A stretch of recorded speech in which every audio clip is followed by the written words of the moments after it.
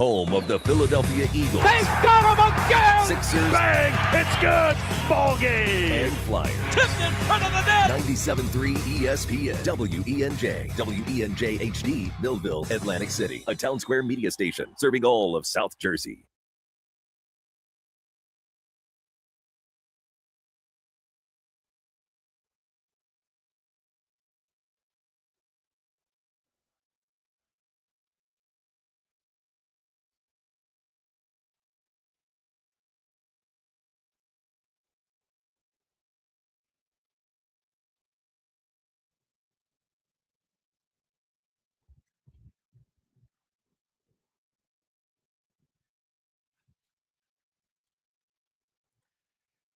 Josh Hennig filling in for Mike Gill here on 973 ESPN on Monday edition of the Sports Bash. Got to have everybody on board the show today. Yes, we are live as always on 973 ESPN FM on YouTube, 973 ESPN on the X platform, and all of you listening on 973 ESPN FM and the 973 ESPN mobile app powered by First Bank of Seattle. Thank you for joining us on the show today. What a wild sports weekend.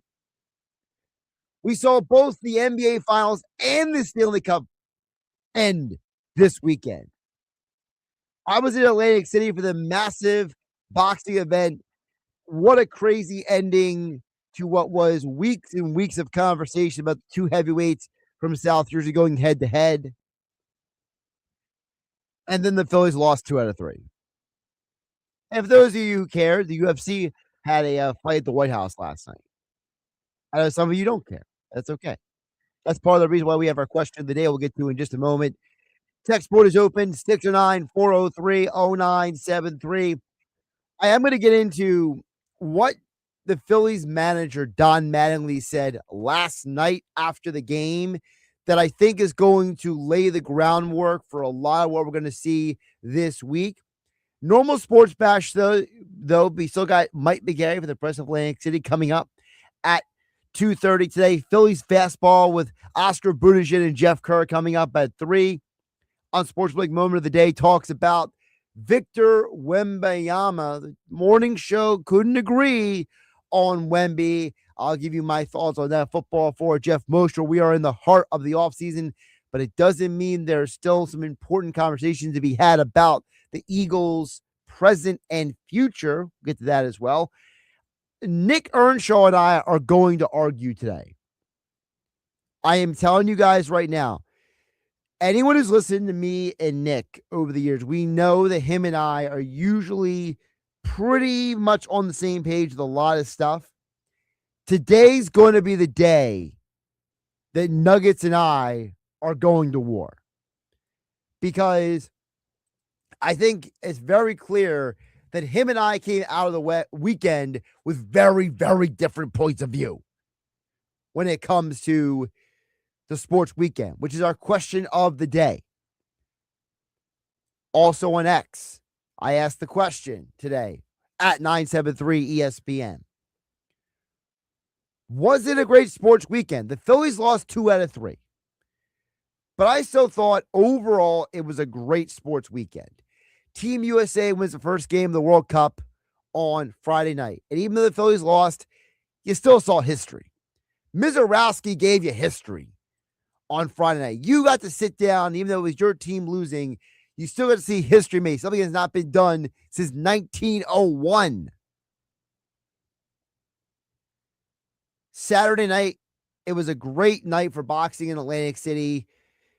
You had the showdown between Selden Jr. versus Josh Popper. You had local fighters come in there and win all of their fights. It was a great night for boxing in Atlantic City. For those people who love the Knicks, guess what? The Nova Knicks won Saturday night. And there was a lot of emotions, a lot of people, looking at Jalen Brunson. They looked at Rick Brunson. There are a lot of people rooting for those guys. A lot of good vibes coming out of the Knicks win, at least where I was watching the game on Saturday night. I know New York City was a different conversation. I'm sure that'll be brought up a little bit later. Sunday night, former Flyer Rod Brindamore, South Jersey's own Eric Robinson. They win the Stanley Cup. Big moment, big emotional play. They got the first goal, and they just held on for the rest of the game. UFC 250. Justin Gaethje wins. The American upsets the non-American at the White House. Even the British legend, MMA legend, Michael Bisping said this is an amazing moment for America. I know some people didn't like the idea of this event, but it was still a spectacle. So the question of the day, was it a great sports weekend? Or was it your team didn't win, your favorite players didn't win, so you were miserable all weekend? Tell me how you're feeling on a Monday, because I thought it was a great sports weekend. 609 403 0973. That's the Whitehorse RV text board. We will get into the Phillies, though, because I thought that the Phillies this weekend were, yes, disappointing.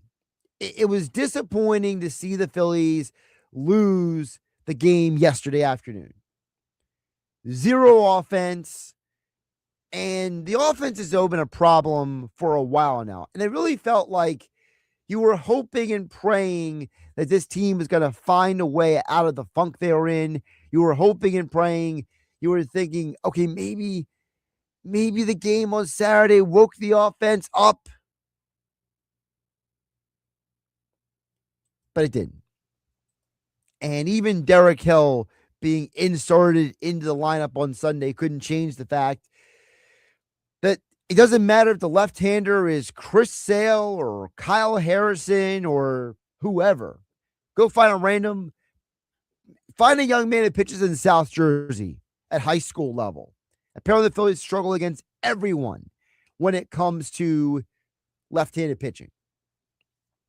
And the big comment that came out of the game on Saturday night, and we got to give credit to the Phillies beat reporters. I think it was Jim Salisbury asked the question. I had trouble hearing, even replaying a couple times, who asked the question. But Don Mattingly was asked about the idea of giving Trey Turner time off. Now, the context of this is, remember, there was a lot of conversation being had recently about the fact that back in the day, Charlie Manuel benched Jimmy Rollins for a weekend. And Jimmy Rollins, famously or infamously, depending on who you ask, didn't swing a bat.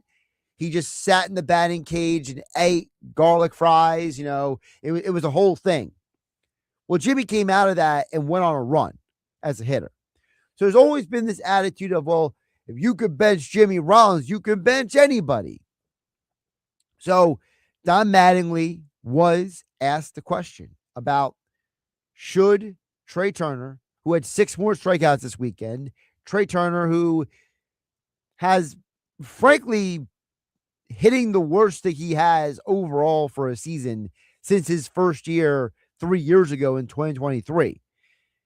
Mattingly, the former ball player, Don Mattingly, was asked, well, have you thought about giving Trey Turner a day off? Here was his answer that got a lot of attention on social media last night. It's something we'll look at and talk about.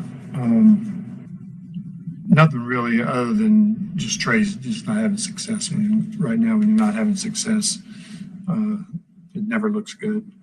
I know Trey's struggling to get it going and all that, but, you know, we'll look at it day to day where he's at. And over the next probably, let's say 2 weeks to 3, we're going to try to make sure guys getting off their feet a little bit.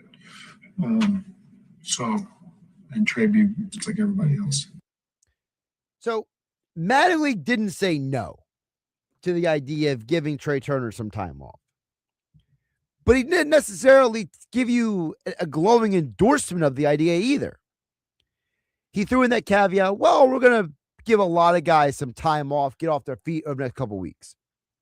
Which, the whole concept of guys needing time off always makes me laugh when it comes to some of this stuff, because it's like, I get catcher doesn't play all 7 days of a week, but this idea of, oh, we got to give everybody a day off, get you off your feet for a day. It's just such a weird concept to me. And this is, get off my lawn, old guy probably sounding here. Josh Hennig filling for Mike Gill on 97.3 ESPN. I remember back in my day, but seriously, it's like, what does everybody need time off for? The point of giving Trey Turner time off is the fact that he's hitting like garbage right now. This is a guy who has made his career as a contact hitter, and he can't make contact. He's swinging at balls in the other batter's box. His approach at the plate, he might as well be me with his approach. I mean, he looks absolutely lost, dazed, confused, uncertain, zero confidence. Remember, they benched Bohm And Bohm, he's not great, but he's hit a lot better since he got benched. Trey Turner, they had tried already to do the classic thing, right? They've already tried to do the classic, hey, let's move him from 1 to 2 and see what happens. And it really hasn't done much. And while most of the team has kind of found their way since Don Mattingly was made the interim manager, while most of the team has come alive, at least hitting wise, a little bit, well, while the Phillies as a team are 25-14 over the last month and a half from May 1st to now, Trey Turner is batting 193. He has 43 strikeouts in 39 innings. He has an on-base percentage of .229. That's more than struggling.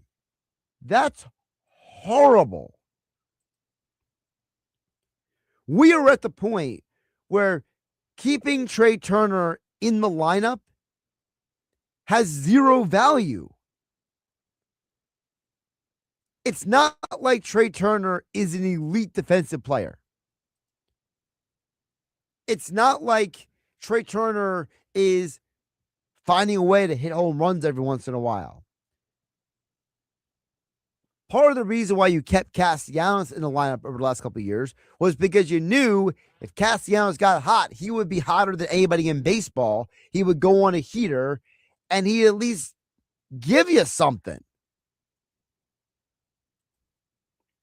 Trey Turner's not even making contact. He's striking out. In the same time frame that Trey Turner is struggling, here's what Alec Bohm is doing. 270 batting average, almost 100 points better. A 318 on base percentage. Not great, but it's almost 100 points better than Trey Turner. Alec Bohm has 7 home runs and 21 RBI. Alec Bohm has more RBI in the same stretch than he has strikeouts. While Trey Turner has 43 strikeouts in 38 games, Alec Bohm is 19 in 38. That is a massive difference. So the reason why Don Mattingly gets asked this question is because Trey Turner is basically getting a paycheck and doing absolutely nothing. Trey Turner won the batting title last year. But Don Mattingly hasn't even considered moving Trey Turner out of the top of the lineup. Take a listen. I haven't really thought about moving him at all. Obviously, we just mixed and matched from 1 to 2 on the West Coast there, just to try to give him a little different feel. But I don't really know the answer to moving him down. Somebody's going to have to hit there. Not sure who that would be right now. And listen, I know it's not all Trey Turner. Okay, the Phillies are not all Trey Turner is the problem at this point. I totally get that. But I'm also not going to pretend like Trey Turner and his lack of hitting is not a huge conversation point when it comes to a team that purposely has put in some combination of the order Schwarber, Turner, Harper as the top 3 because they want their 3 best hitters to get the most at bats. But right now, your third best hitter isn't Trey Turner. It's Brandon Marsh. And the predicament is that's 3 left-handed hitters. And you can't have 3 left-handed hitters at the top of your lineup. Back to back to back.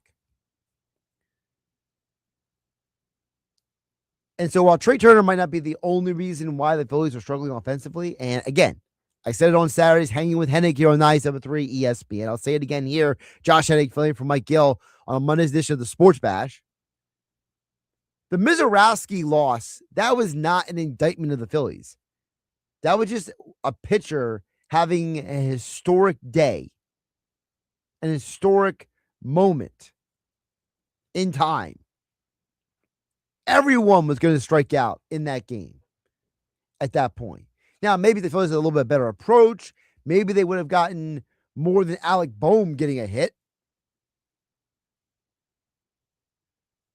But at the end of the day, I am not going to pretend like this team should not have gotten at least 2 runs yesterday. And while it's not all on Trey Turner, he is turning into the prime focus of a lot of this. He is turning into the prime focus of a team that has consistently struggled. Whitehorse RV text board is open. 69403-0973. 69403-0973 is the text board. Josh Hennig filling for Mike Gill here on the Sports Bash.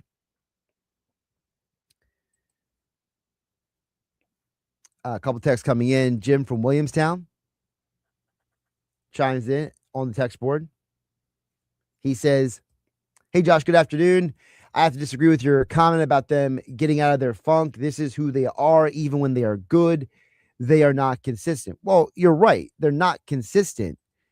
But I would say, Jim, just to hit on that point specifically, before I read the other part of your text, you're paying these guys a lot of money. If they're not going to be consistent, should we just have zero expectations for them and go through the rest of the summer and just be happy if they win and be melancholy if they don't? Like, where do we draw the line between saying, I'm paying Trey Turner $300 million. He won a batting title last year. He has a almost 100-point less batting average this year compared to last year. At what point do we draw the line between criticizing them and saying this is who they are? Jim goes on to say, if Dave Dombrowski had any sense left, he would blow it up right now and start the rebuild before the lockout. The problem is, Jim, who wants these contracts? This is the same problem the 76ers are going to run into this offseason. We can talk about the Phillies should blow it up. The Phillies should just start over. You could have that conversation if you find a team that can take on all these contracts. And I don't think every player on this team is worth, you don't throw out the baby with the bathwater, is the saying, right? Just because Trey Turner is hitting like he doesn't even belong in the major leagues doesn't mean I want to get rid of Kyle Schwarber too. Bryce Harper's actually hitting pretty well overall this year. And Brandon Marsh, he is basically an all-star. So blowing it up is not the answer either, I don't think. Now, if you want to criticize the Phillies for not being able to give their best pitcher run support, I am totally with you. But I think that part of the conversation has to be, how do we fix the problem? And listen, I got Steve from Ventnor sending me a lineup of the text board at 609-403-0973. Steve, I don't mind your idea, but I'm not going to read the lineup because at the end of the day, the Phillies don't care what you and I think. You and I can sit here, or anyone listening on 97.3 ESPN, we go to our favorite establishment, grab a drink, alcoholic, not alcoholic, I don't care. Whatever your go-to is. We can have a conversation about what the Phillies should do. But it doesn't matter what we think the Phillies should do. They don't care what we think. If they care what we think, they would not have give JT Realmuto a 3-year, $45 million contract. If the Phillies cared what we think, Alec Boehm might have been traded 2 years ago instead of the Phillies saying we can't get enough for him. If they care what we think, they would have gotten rid of Castellanos last year, but they waited till this year to get rid of him. They would have brought in multiple veteran pitchers to help this rotation instead of depending on the boom or bust nature of a young pitcher in Andrew Painter. Instead, they are hoping and praying that Andrew Painter figures it out because they have no other option. Maybe when Bryce Harper wanted the Phillies to sign Pete Alonso a couple of years ago and they didn't, we wouldn't be in this predicament. So, Steve, we can come up with all the good ideas we want, but the problem is to reappropriate what Jim in Williamstown said. This team is who they are, and they are who they are because of Dave Dombrowski. And the organization is dead set. They are dead set on winning or losing with the current roster construction. Justin and Ventnor chimes in the White Horse RV text board at 609-403-0970. He says, Josh, are these fans serious? We had a 10-game losing streak at the beginning of the season. I mean, I'm happy to even be above 500 and be any good right now. These fans are despicable, bad fans. Well, I don't know if they're bad fans, Justin, and I appreciate you chiming in. I think it's that there's a level of frustration with the reality that the Sixers and the Phillies have a parallel. And the parallel is they are both organizations that have spent a lot of money on guys who are not living up to their contracts. And the Phillies have a lot of money that's being basically thrown away right now to two guys they got rid of. They brought in Nick Castellanos and Taijuan Walker on big money contracts. And they were so bad that nobody wanted to trade for them. And because nobody wanted to trade for them, the Phillies had to cut them. And there's a lot of fans, whether you think they're bad fans or not, who are very angry with the organization. And I can't blame people for being angry at this organization. I can't blame them for being upset that the president of baseball operations, who is a future baseball Hall of Famer, keeps telling the fans, we got a good club, and it's not good enough. All right, we got more text coming in on the text board. Keep them coming in. The White Horse RV text board is open at 609-403-0973. Shaner and EHT. We'll get to you as well as Matt in Delaware. All your texts and more still to come here on the Sports Bash on 97.3 ESPN FM, the 97.3 ESPN mobile app powered by First Bank of Seattle. And don't forget the 2 o'clock hour of the Sports Bash being brought to you by the law offices of Craig A. Altman. Listen, let me tell you why you need to call Craig A. Altman, because if you get into a car accident, a slip and fall, something bad happens to you, you need the tough lawyers who can handle the tough cases. And I'm not talking about the people you see on TV. I'm not going to name them because you know what? They spend a lot of money to be seen on all these different television shows. And you know what? Those are not the people representing you. See, that's the difference with Craig A. Altman and his lawyers. The people who you call at 856-327-8899, they will represent you. All of South Jersey is taken care of by the law offices of Craig A. Altman, from Camden to Burlington to Gloucester to Cape May County to Atlantic County to Salem and everywhere in between. Something happens to you, you need the lawyers who have the game plan that's better than Dave Dombrowski's to take on the insurance companies. Because the insurance companies, they have a game plan. It's delay, deny, as little as possible, give you nothing. They don't want to give you anything. That's why you need Craig A. Altman on your side. 856-327-8899. And with all the car accidents that are happening around South Jersey, I'm sure some of you, either you or someone you know, needs to call the law offices of Craig A. Altman. You want a free consultation? Go to the website right now, CraigAltmanLaw.com. And I'm promising you, you will not regret it. Josh Hennig, filling for Mike Gill on the Sports Bash on 97.3 ESPN. Coming up, we'll get Mike McGarry's thoughts on the Phillies, the weekend in sports, all that and more still to come here on 97.3 ESPN. You're listening to the Sports Bash with Mike Gill. And if you're not down with that, we got 2 words for you. On 97.3 ESPN. and the 97.3 ESPN free mobile app.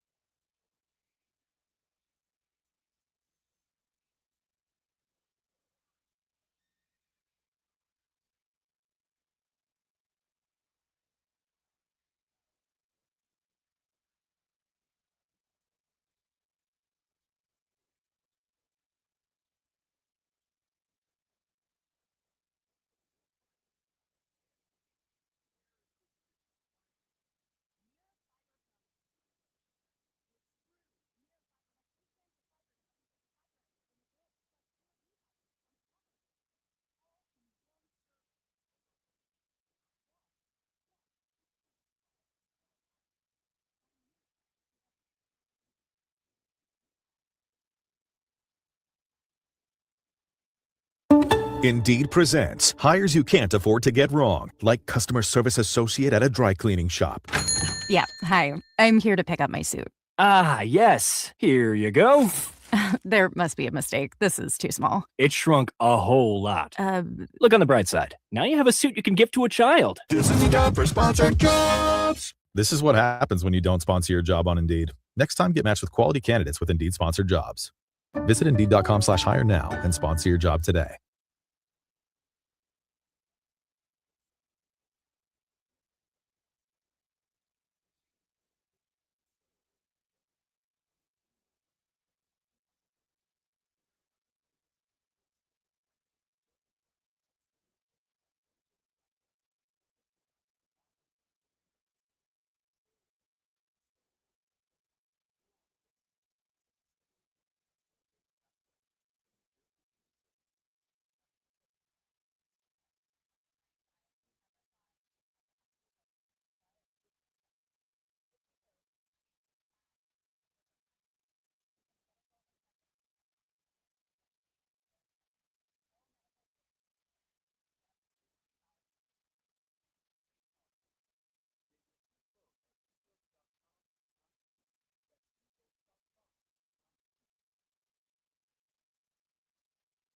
Physically, I'm trapped on a never-ending line for coffee. But mentally, it's a wild summer night in Atlantic City, and I'm about to play for a $500,000 top prize because I have the new AC Nights scratch-offs from the New Jersey Lottery, celebrating the thrills of AC Nights. Dave, latte for Dave. Hit me! Woo! Play the new AC Night Scratch-Offs. Anything can happen in Jersey. Must be 18 or older to buy a lottery ticket. Please play responsibly. If you or someone you know has a gambling problem, call 1-800-GAMBLER.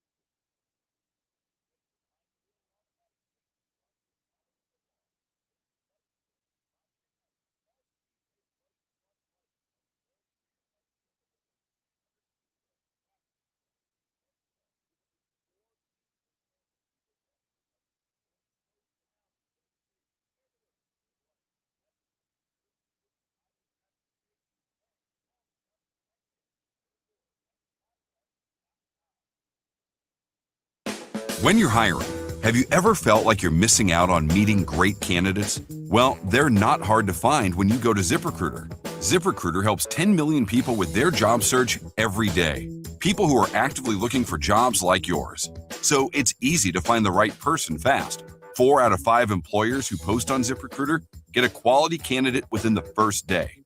Try ZipRecruiter for free at ZipRecruiter.com/radio. That's ZipRecruiter.com/radio.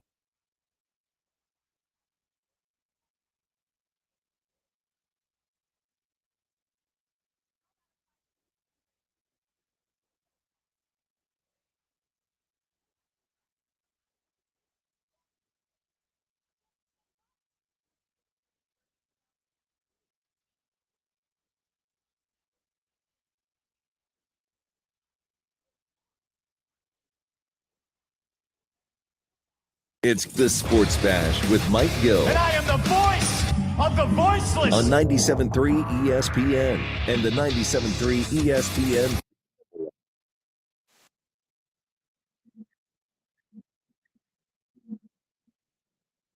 I think we got a guy at second base today. So first inning, Schwarb just misses one. Hart gets a laser. After that, it didn't seem like we hit too many balls on the nose. Schwarb hit another one right at the first baseman there. So, I look at every guy as good. Like, we don't see many guys that you feel like just this guy doesn't belong in the big leagues or something. So everybody you see is going to have good stuff. We just got to get consistent with what we're doing.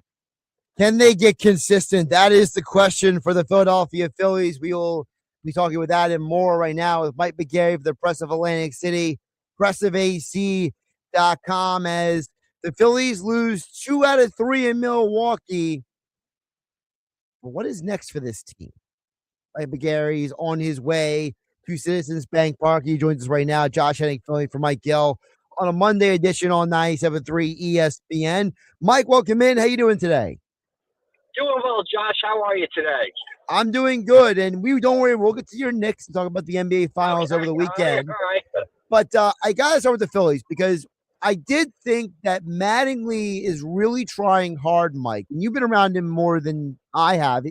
It feels like he's really trying hard to be balanced in what he's saying to the media. But the fans are, Mike. They don't want to hear that they're trying to be consistent. They're a good club. They want to hear that. They want to see results. And when your ace pitcher goes to the mound and he doesn't have a good day and the offense can't pick him up against Kyle Harrison, people don't want to hear excuses. Yeah, it's just kind of I think we're really just project a certain calmness. I think that's what he's trying to project there, a certain, a panic-free approach. Here's a guy who has seen a lot of baseball in his life, played in New York, managed the Dodgers, has been around big markets before, kind of knows how the game is played. So I think he's trying to stay calm. Honestly, Josh, when I look at the Phillies, I'm cautiously optimistic / concerned. I mean, I think there's just as many reasons to be optimistic about the team. They are 29-14 since Mattingly took over. They would be in the playoffs today if the season ended today. But on the flip side, there's as many reasons as there are to be optimistic about them. I think there's just as many to be concerned, and I think that's what kind of gets the fans. There seems to be no consistency. Saturday night they get 17 hits, and you say, well, maybe the offense is turning around, and Sunday they can't hit. So I think that's what bothers the fans. They just don't know how to feel about this team because each day or each game, this team, gives a different reason to feel a different way about them. And, listen, I said it on my show on Saturday, Mike. I'll say it again here. No one was going to get a good game out of Mizorowski hitting wise. I mean, that guy was so dominant on Friday. So I'm just taking that game and throwing it out. I'm focusing just on yesterday. And, there's a part of you that looks around and you're like, well, they only had 3 strikeouts. It wasn't like they were like swinging and missing constantly. They just were making good contact. So is it as simple as, hey, we're going to come over this road trip, we're going to hit the reset button, and we're going to recalibrate and play the Marlins, or is it deeper than that, Mike? Again, you look at this road trip, they took 2 out of 3 in Toronto, a place where they usually struggle. Then they go up to Milwaukee. As you said, no team in baseball. The 27 Yankees aren't winning Friday night against Mizorowski and the way he pitched. Then they hit the ball Saturday. Now you're hoping for a better result yesterday. A couple of things there. Christopher Sanchez cracks a little bit, doesn't give his normal stellar outing. He was still pretty good. Like you said, in those cases, you hope the offense can pick him up. They couldn't.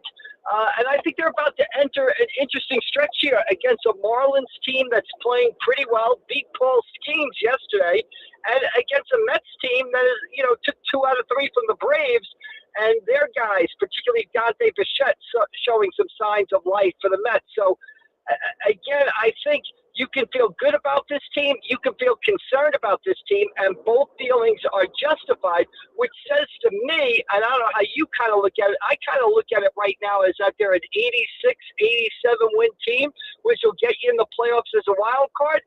Once you're in there, I don't know how far you're going to get off that type of season. But that's what I kind of see right now. I see a team that is, kind of good one night and not so good the next. Talking with Mike McGarrett, the press of Atlantic City, is on his way to the Phillies Marlins game tonight at Citizens Bank Park. Josh Hennig filling in for Mike Gill on the Sports Bash on 97.3 ESPN. Well, Mike, you ask me what I see. I see a guy in Trey Turner who might need a day off, and Don Mattingly, he wasn't very committal to the idea of either giving Trey Turner much time off or even moving him down the lineup. Mattingly told the media yesterday, Mike, he hasn't even considered moving Trey Turner down the lineup. So, this is the guy in Trey Turner. He's batting almost 100 points less than he did last year. And if the manager isn't considering moving him down the lineup, what does that say to you?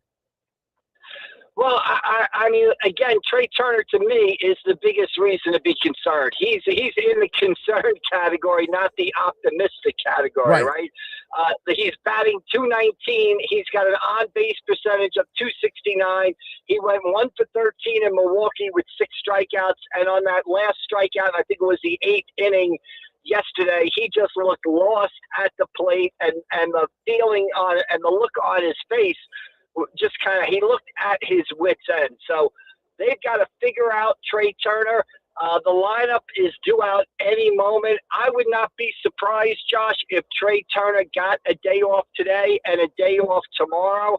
I understand why Mattingly doesn't want to drop him in the order only for this reason, and Mattingly kind of said this, somebody's got to hit second, and it's not like guys are knocking down. It's not like Justin Crawford and Bryson Stott and, whoever else you want to name, whoever they got in right field is knocking down the door to bat second. So they've got to get Trey Turner back on track. And it's almost hard to believe that he's bad. As you mentioned, hit over 300 last year, won the batting title, and is hitting 100 points lower. And, we're two and a half months into the season. So I would not be surprised if Trey Turner, when the lineup comes out momentarily, if Trey has the day off. And I would probably give him the day off tomorrow also, and then try to ease him back in for Wednesday's day game, because they are going nowhere with Trey Turner batting .219 for this entire season. Not to add insult to injury, Mike, but the we don't have the lineup yet, but we have the first round of voting numbers for the All-Star game. Not a single Philly is number one in the voting at any position.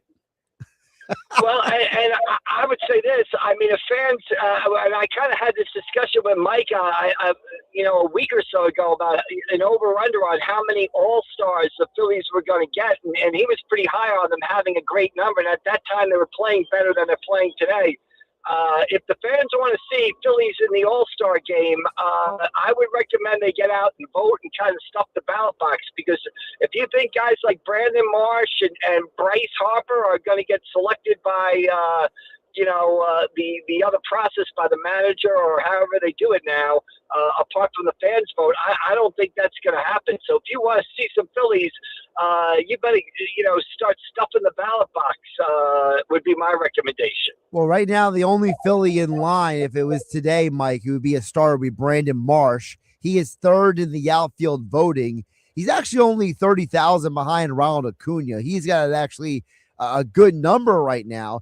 But like, for example, Kyle Schwarber, he's 300,000 behind Ohtani. Alec Boehm, I mean, he's not even close to Muncy. He's 600,000 behind Muncy. And Bryce Harper is third in the first baseman voting. He's about 200,000 behind Matt Olson. So listen, it ain't looking good for the Phillies to get a starter if they're trying to hope for one at this point. You're right. The fans better rally around their Phillies if they want to show up on All-Star Week and see a Philly starting in the lineup. Yeah, particularly in Brandon Marsh's case, right? I mean, if I look at the Phillies right now, and to me, obviously Christopher Sanchez is an all-star. I think Johan Duran is an all-star. I think Kyle Schwarber is an all-star. After that, I think you're in a little bit of trouble there. And a guy like Brandon Marsh, I know there's a lot of good outfielders, but that's where the fans kind of have to come through, because I don't know if he would get selected, by the alternate system. So, and he has had a good first half of the year. It would be neat to see him in the game. So I think that's where the fans have to sort of come to the rescue and keep Marsh in that third spot. And you never know what's going to happen with injuries, right? You mentioned he's behind Acuna. Acuna right now is on the injured list with a hamstring. Who knows if he's going to be even available to play in the game. Right. So we'll see how that works out going forward. But yeah, if you want to see some Phillies in the All-Star game, I suggest you, I don't even know how they do it, whether you do it via internet now or you do it like when I was a kid. You punch a hole in the cards and you leave them in a box at the ballpark. Those days are long over. But fans should get a little active here as we get closer to the game. Mike, when you were a kid, when I was a kid, we did that. Okay. Yeah. You have like 40 cards in your hand and a good a sharp number 2 pencil, and just poke the hole. Yeah. So it goes through all 40 cards and then dump them in the ballot box as you left the ballpark, on your way out after the game, basically. I mean, those pencils, Mike, were like the equivalent of what you got like in kindergarten. It was like the tiny little pencil they give you. And you're like, you're holding it in your hand and you're like, you couldn't give me anything else? Like, come on, man. Yeah, I was lucky I was a kid, because right now with my eyesight, I couldn't even see the names on that on the ballot anymore. So they were so printed so small on one ballot. It was like computer cards or something, basically. So it was, and you're right, they gave you a little pencil. It wasn't even a full-size pencil. It was like half a pencil size, and you kind of try to poke, make sure you poke the hole for the right guy. Yeah. Mike McGarry, the Press of Atlantic City, joining us, pressofac.com. We're going to get all of his coverage. But, Mike, we got to talk about over the weekend, history was made. The New York Knicks, for the first time in over 50 years, have won an NBA championship. And, Mike, they did it again. They were down in the first half. They fought their way back. Captain Clutch came through. And the New York Knicks won on Saturday night.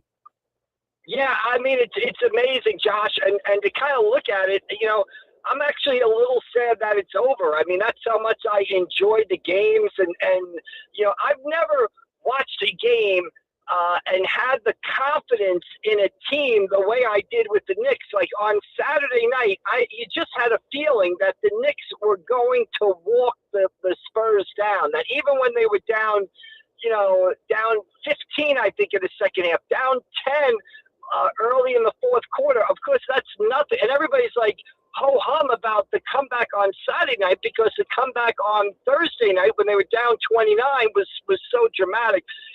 I just really enjoyed watching this team. I know they kind of got a little bit of a local feel. You mentioned the Nova Knicks.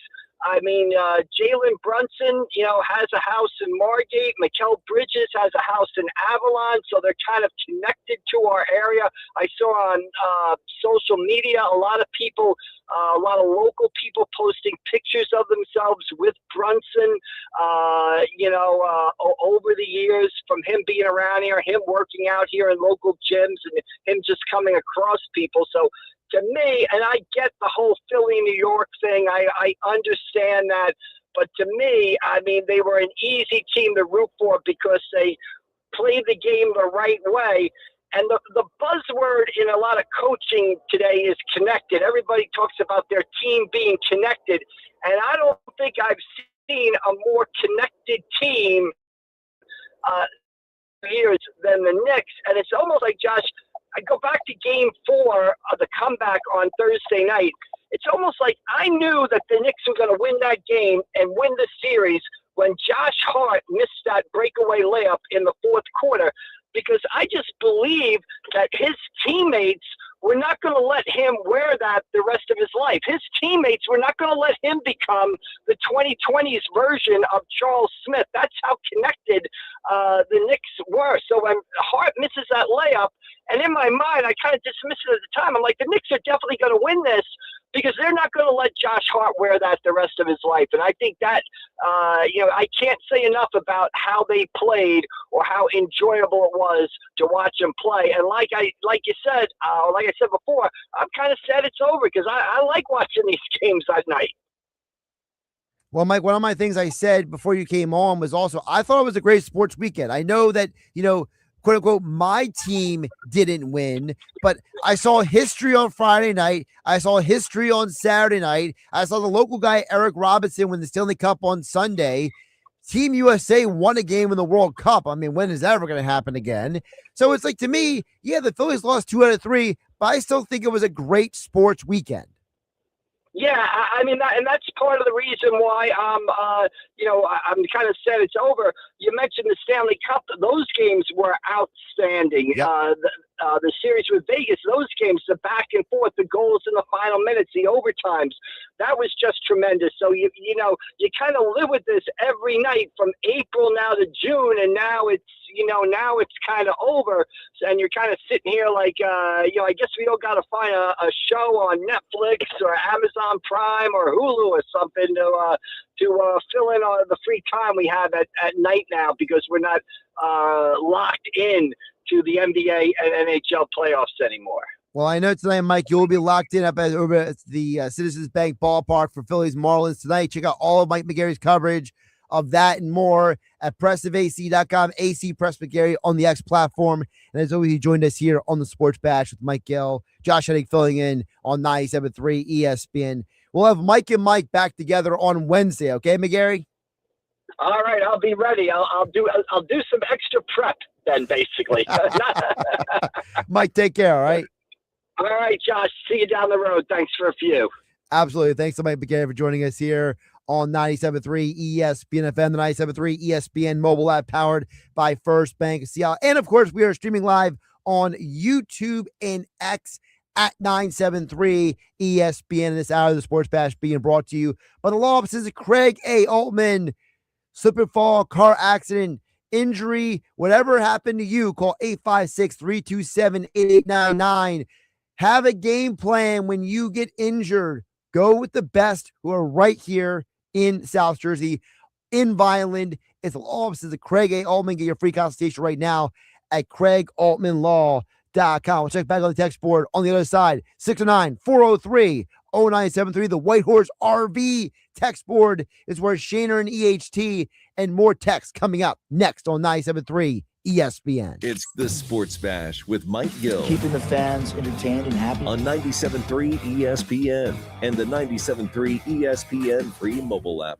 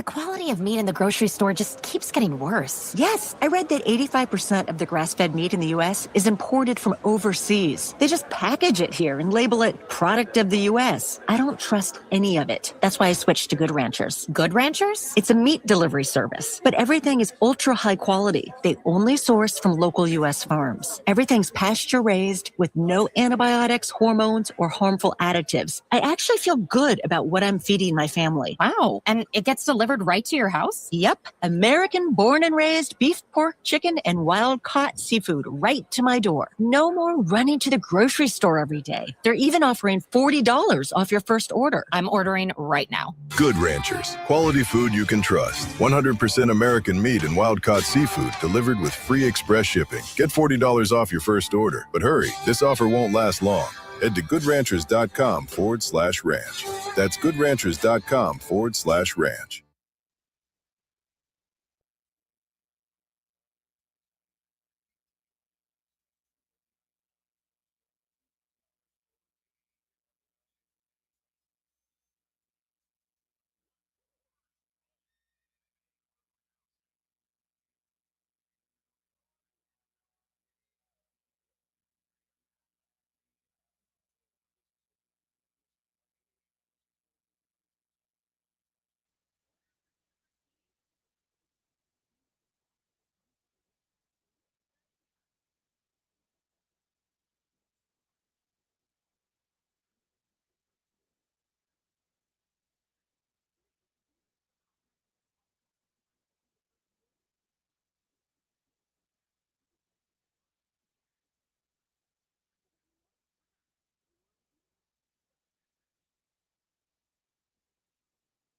Lanny went to college and racked up huge debt. A little bit over $100,000.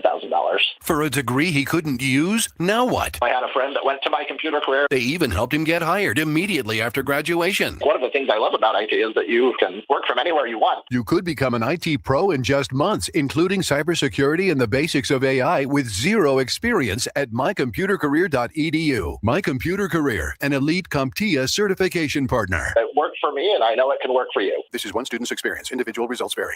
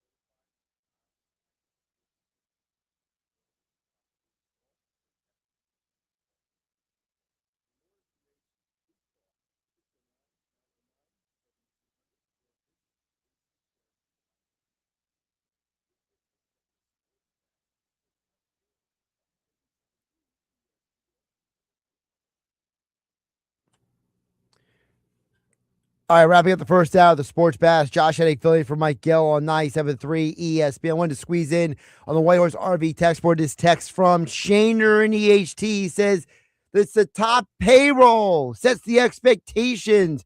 Who's responsible for the payroll? We all know who the real issue is with the Phillies.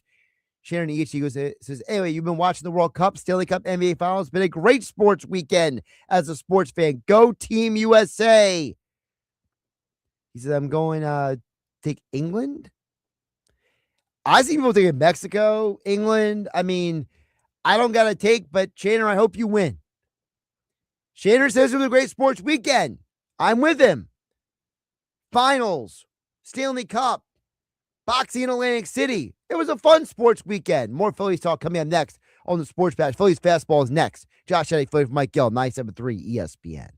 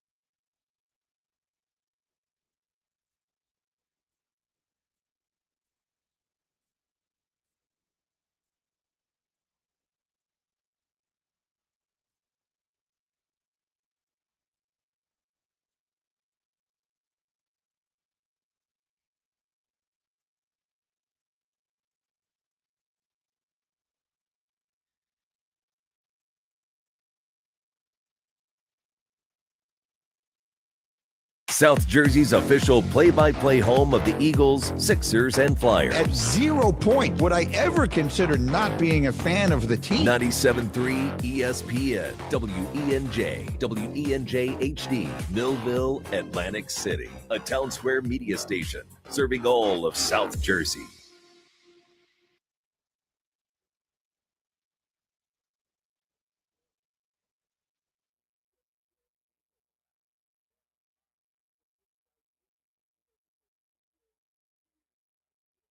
Something we'll look at and talk about. Nothing really other than just Trey's just not having success. I mean, right now, when you're not having success, it never looks good. I know Trey's struggling to get it going and all that, but we'll look at it day to day where he's at, and over the next probably, let's say 2 weeks to 3, we're going to try to make sure guys getting off their feet a little bit. And Trey be just like everybody else. Phillies manager Don Mattingly didn't say no to giving Trey Turner a day off, but he didn't necessarily give it the most ringing endorsement either. Phillies lose 2 out of 3 over the weekend, while Don Mattingly is the interim manager. I'm the interim host, Josh Hennig, filling in for Mike Gill on 97.3 ESPN. It is time for the Phillies fastball. Jeff Kerr, Oscar Budishin joining us here on 97.3 ESPN after a busy weekend of sports. But the Phillies, well, they were the losers of the weekend, to say the least. Guys, welcome into the show. It might be helpful if I actually hit the right button. There we go. How are we doing, boys? Good afternoon. How are you? Pleasure to be here with you, Josh. I mean, look, the way I look at it, when you look at kind of the entire year, I mean, look, we're five games above 500, 38 and 33. Are we leading the division? No. Are we where we need to be? I think we're in a good position. I think the bigger question for me is this lineup going to wake up at some point, particularly we're talking about Trey Turner. We need to get Trey Turner. He makes $30 million a year. He needs to get going. I mean, he's not injured. He's there playing every day. And look, we cannot do anything about Golis Garcia, but surely Trey Turner can do something to turn the season around. Jeff, what is your go ahead. Yeah, I'm with Oscar on this. Like, look, I think we all can agree the Phillies are going to be a playoff team. Where they're the 4 or 5, I think that's where they're going to end up. I mean, I don't think they're going to win the division, although they did gain a little bit on the Braves this week, which is kind of funny. Now, when you think about it, I mean, 3-3 week and you gain ground, the Braves actually looked human. But yeah, I'm with Oscar. Like, Trey Turner's got to get going here. Like, he's at the bottom of the league in OPS. It's like, I don't think I ever would have guessed, at least this early in the contract, Trey Turner would be hitting 220 with an under 600. And you know what, Judge? Listen to this. His OPS for his career is 820.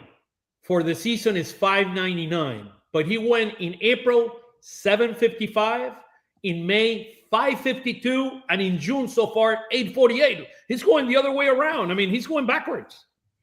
I think that's the conundrum. A lot of people are looking at him in his 6 strikeouts over the weekend. Jeff, I'll start with you on this one, then Oscar, you jump in. Is Trey Turner in need of a day off? People keep bringing up the whole Jimmy Rollins years ago, Charlie Manuel sitting him, and Jimmy eating the garlic fries in the batting cage, right? And people are like, well, that's the genesis of Mattingly being asked about Trey Turner, and Mattingly turns it into, well, everyone's going to get a day off coming up. And fans, they don't want to hear that, Jeff. They were saying, Trey Turner, get your day off. Exactly, right? I mean, look, they gave Alec Boehm a reset, and Alec Boehm turned his season around. I mean, he was at 140 when they gave him the break, and he got 2 days off. But I think it's a little different with Alec Boehm, Bryce Hassan, Trey Turner, because you're paying Trey Turner $30 million a year. You want him in the lineup. And look, I would play Mundo Sosa at shortstop probably Monday and Tuesday. That's what I would do. I'm not the manager of the Phillies. I think Don Mattingly is going to lean that way. The lineup will probably be coming out during this show if it hasn't been out already. But look, that's what I would do. You got to get this guy going. This is like everybody talks about what they should add. No, you need Trey Turner to get going. That could be your big deadline acquisition if Trey Turner starts being like Trey Turner. And he hasn't really been Trey Turner since the hamstring injury last September. Yeah, that's a bigger question to me, the why. This guy led the National League in hitting last year, guys. Let's not kid ourselves. I mean, and he's absolutely, I mean, he's hitting right now 219. I mean, this is 100 points less than last year. I mean, or whatever. I mean, 90 points less than last year. Why? Close to it. I mean, the question is why? And I mean, it's not the hamstring. It's, to me, is about his approach at the plate. He's trying to pull too many pitches. That swing is too long. He needs to find a way to make contact. He needs to go to the plate saying, my job is not to hit a home run. My job is to make contact. And once he started being more consistent with contact, then the next phase is going to be, how can I put the ball in the gap? I don't want him hitting home runs. I want him making contact. He makes contact, his speed, both Crawford and him, their priority number one is to make contact. And Crawford needs to bunt a lot more than he's doing so far. But I think the big difference, though, Oscar, is the fact that Crawford's a rookie. He's his first year at the big league level. Trey Turner's a $300 million guy who, as you mentioned, won the batting title last year. His whole career is built on, I make contact, I get on base. And right now, he's pretty much giving you zero value, either in any context. And it just has to make you wonder, like, maybe something has to be done to maybe, you know, for lack of a better term, rattle his cage upstairs. It's a shame, right? Because the Trey Turner I watched in Washington and the Trey Turner I watched in Los Angeles was a top 15 player in baseball. There is no ifs and ands and buts about it. And I try to tell people this. When you sign a guy, you're probably not getting their best years. They had their best years. And Trey Turner, I thought, and look, I think the Phillies have gotten some value out of Trey Turner, but they signed Trey Turner to keep this run going, to capitalize off a World Series run. I don't know what they would have signed Trey Turner if they didn't make the World Series in 2022. They were always interested in getting a shortstop, but I think they saw, hey, look, we got a shot here. Let's get this guy. This is the guy who's going to put us over the top. He just hasn't done it. He's a superior athlete, guys. I mean, when you look at his athletic ability, very few guys can run the way he runs. He's a tremendous athlete. The Phillies need to find a way to put him in a position where he can use that athleticism in a very positive way. Particularly Kevin Long needs to sit down with him. And I know they spend hours and hours and hours. But to me, mindset is contact. That's the key. You make contact, you win. I don't care if you're out 100 times. If you make contact, because when those guys make contact, particularly on the ground, they can use their speed to make a difference. And he's not thinking contact first. He's just trying to overswing the thing. Talking with Oscar Budashin and Jeff Kerr for today's Phillies Fastball. Josh Hennig filling in for Mike Gill on 97.3 ESPN. Don't forget today's Phillies Fastball brought to you by Ventnor Social, the place to go to catch every Phillies game on their 20 big screen TVs while enjoying great food and drink. You might need that drink with the way the Phillies played over the weekend. And listen, I say it in a bit jest, guys, because the game on Friday night, no one was hitting Mizorowski. Okay, Mizorowski, historic night. Nobody in their name the lineup. They're not hitting that Friday night. So take Friday night, throw it out. The offense came alive on Saturday, did nothing on Sunday. Why on God's green earth, when you have any lefty, you can find a lefty in South Jersey on the mound and the Phillies get shut down? What is it about this lineup that just goes against left-handers and they can't do anything? You know what's weird about this whole thing, like, especially on Sunday? And look, I know Harrison's a good lefty. They actually been hitting lefties half decent since Mattingly's taken over. But you're right, Josh. Like, the grand scheme of it, they just did not look interested on Sunday. It felt like a getaway game. It was really weird. It was like, okay, let's just get out of here. Let's take our 3 pitches and leave. It just, they didn't have any runners in scoring position Friday. Okay, fine. You flush it, right? Saturday, like you said, I was very impressed with the way they came back on Saturday, but Sunday was an opportunity to really go 4-2 on this road trip and kind of feel really good about yourself. Like, you beat a really good team. It's now our consensus is, okay, they're not as good as the Braves. They're not as good as the Dodgers. They're not as good as the Brewers. I mean, if you look at what is their combined record against them? I'm thinking 2-4. Was it? Well, they're 3-9 against those 3 teams. Like, that's where they are right now. I mean, look, when you look at, I'm seeing here kind of the charts on the lefties. I mean, Harper started hitting lefties well in the beginning of the year. He significantly declined. Right now, his OPS is at 657. There are 4 hitters that are above the average of OPS. Schwarber continues to hack left-handed pitching, 975. March has been decent this year at 752. Stott 862, and then Garcia, believe it or not, they're actually 3 now because Garcia is gone. He was hitting lefties at an 863 OPS clip. So those are the 3, and Sosa's at 723, which is basically average. But everybody else is way below average, and I was surprised. By the way, guys, so much for sitting Trey Turner. He's sitting second. Yeah. Well, would have there goes surprised that me argument. if he's hitting leadoff. Look, at some point they're going to have to do something with him, either bring him down in the bottom order or basically sit him for maybe a game or 2 and then try to figure it out. But it's just that my bigger question when I see situations like this is the why. Why? Kevin Long is the same batting coach. He's the same player, unless he's injured and nobody knows about it. I mean, there is no reason why an experienced guy like Trey Turner cannot be hitting in the 270. I don't want him hitting 300. 270. It feels like Pat Burrell in 2003, and I mentioned this on Phillies Weekly last night, Oscar. Pat Burrell just never figured it out. And he got the big contract, and you're just like, okay, this guy is going to be a star for this team for years and years and years. And Pat Burrell was a lot younger than Trey Turner at the time, but he started hitting 200, 210 and just never got out of it. It just, low OPS that year. He struck out a lot.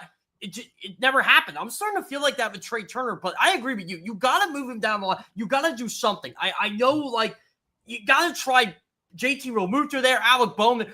I know the lineup is what it is, but you just can't have this guy hitting second every night and doing what he's doing. It's not working. Look, Giardi was not a player's manager. He was like, this is my way or the highway. You go to the other end, Topper is a player's manager, which said, you know what, I want to make them feel comfortable. I trust you. I believe in you. I'm going to put you a second time if you fail and all that. Mattingly, based on his pedigree and the fact that he was such a great player when he played the game, I do believe he has the authority to go out and sit down this guy's a game or 2 and all that. He can continue being kind of a player's manager, but I think he needs to understand, you know what, this is performance-based. If you don't perform, you won't be here. It's simple as that. You won't be in the lineup.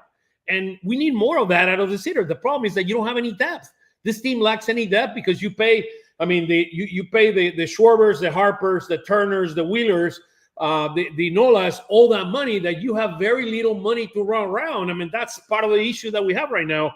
And that, Dombrowski's with his, he has like handcuffs. I have a very high salary, and at the same time, I don't have the prospects on the bottom because I traded a number of prospects for Duran and some of those guys. It is a tough situation to be in. And it's weird too, Oscar, because like Dave Dombrowski didn't gut the farm system. The farm system just never really got better, right? Yeah. It's not like it improved a little bit, but I like what he did for Duran. You got a legit closer. Yeah. You had to give up Abel. Tatis down the road, Cava down the road. Those are the things that you're going to evaluate. But, to me, he's done the right thing. The problem is that you don't have enough depth in the minors either. So it's like you said with Cava, right? It's not like Cava was going to help this team this year. He probably would have only been in Double-A. Exactly. But also, those are the right moves. But also, to your guys' point about the minor leagues, it's the fact, you trade a guy into Tait, right?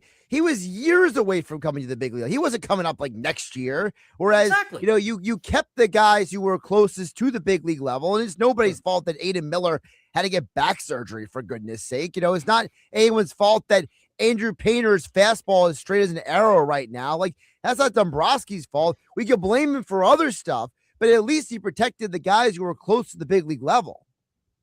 I agree with you, right? Yeah. The minor league system is in the 20s. Ranking the 20s. The Dodgers are 1 or 2. Milwaukee's number 1 and the Dodgers are number 2. So you see Milwaukee on one end, don't having a lot of salary, but bringing a lot of talent that continues to produce. Cleveland, you could also say the same thing about Cleveland. And on the other hand, you have the Dodgers becoming richer and richer, and they can trade some of those prospects for legit players that can go in and help them in the short term. The Phillies are stuck. You're like stuck in the middle. High salary base, and you don't have enough prospects to be able to improve this team. It's a very tough situation. You have to buy your way out of it, and it's hard to buy your way out of it when you're paying 2 guys $38 million to not be here. And look, I was hoping Justin Crawford would be a little bit better than this right now. I'm still preaching the long game with him. I think he's going to be fine. I think Andrew Painter's going to be fine, but it's a tough sell to people when you're seeing, like, people don't have realistic expectations for prospects. Let's just call a spade here. But there's no one here that, like, everybody's like, bring Dante Nori up. I'm like, okay, so you want to be impatient with him too? Brian Rincon, same thing. Like, Brian Rincon's having a heck of a year for them. He was an afterthought on the prospect radar going into the season. It's Felix Reyes. I mean, he came out of nowhere. I mean, to begin to hit. By the way, I hate the way this team is handling Justin Crawford right now. I actually like the way they're handling Andrew Painter. They're not sending him down. They can't send him down because there isn't an option, but at least they're letting him grow and try to figure it out. Justin Crawford, they're just like, okay, you're 3 for 11 against lefties since May 1st. Oh, by the way, you only had 11 at-bats since lefties since May 1st. That's not good. But that's part of the consequence of building the roster you guys just talked about. You invested all this money into guys like Trey Turner, who is not hitting. So now, as a domino effect, you're now impatient with a guy like Justin Crawford. That this is the domino effect, right? This is where Dave Dombrowski deserves criticism. Where, like, for example, I was saying on my Saturday show, hanging with Hennig here on 97.3 ESPN, that what the Phillies should have done, they should have brought in like 3 veteran pitchers in the spring training. Don't ask Andrew Painter to be boomer bust. Who cares if you're paying Taijuan Walker $18 million? You could have brought back Walker Buehler. You could have brought in a bunch of guys, and now you didn't have to start Andrew Painter at the big league level. I really wonder. I really wonder, like, if they tried and guys were like, "No, I want a starting job, and I'm not getting one, so I'm not going to." I'm not competing for a starting job. I'm not competing for Buehler. Look, I've done this for so many years.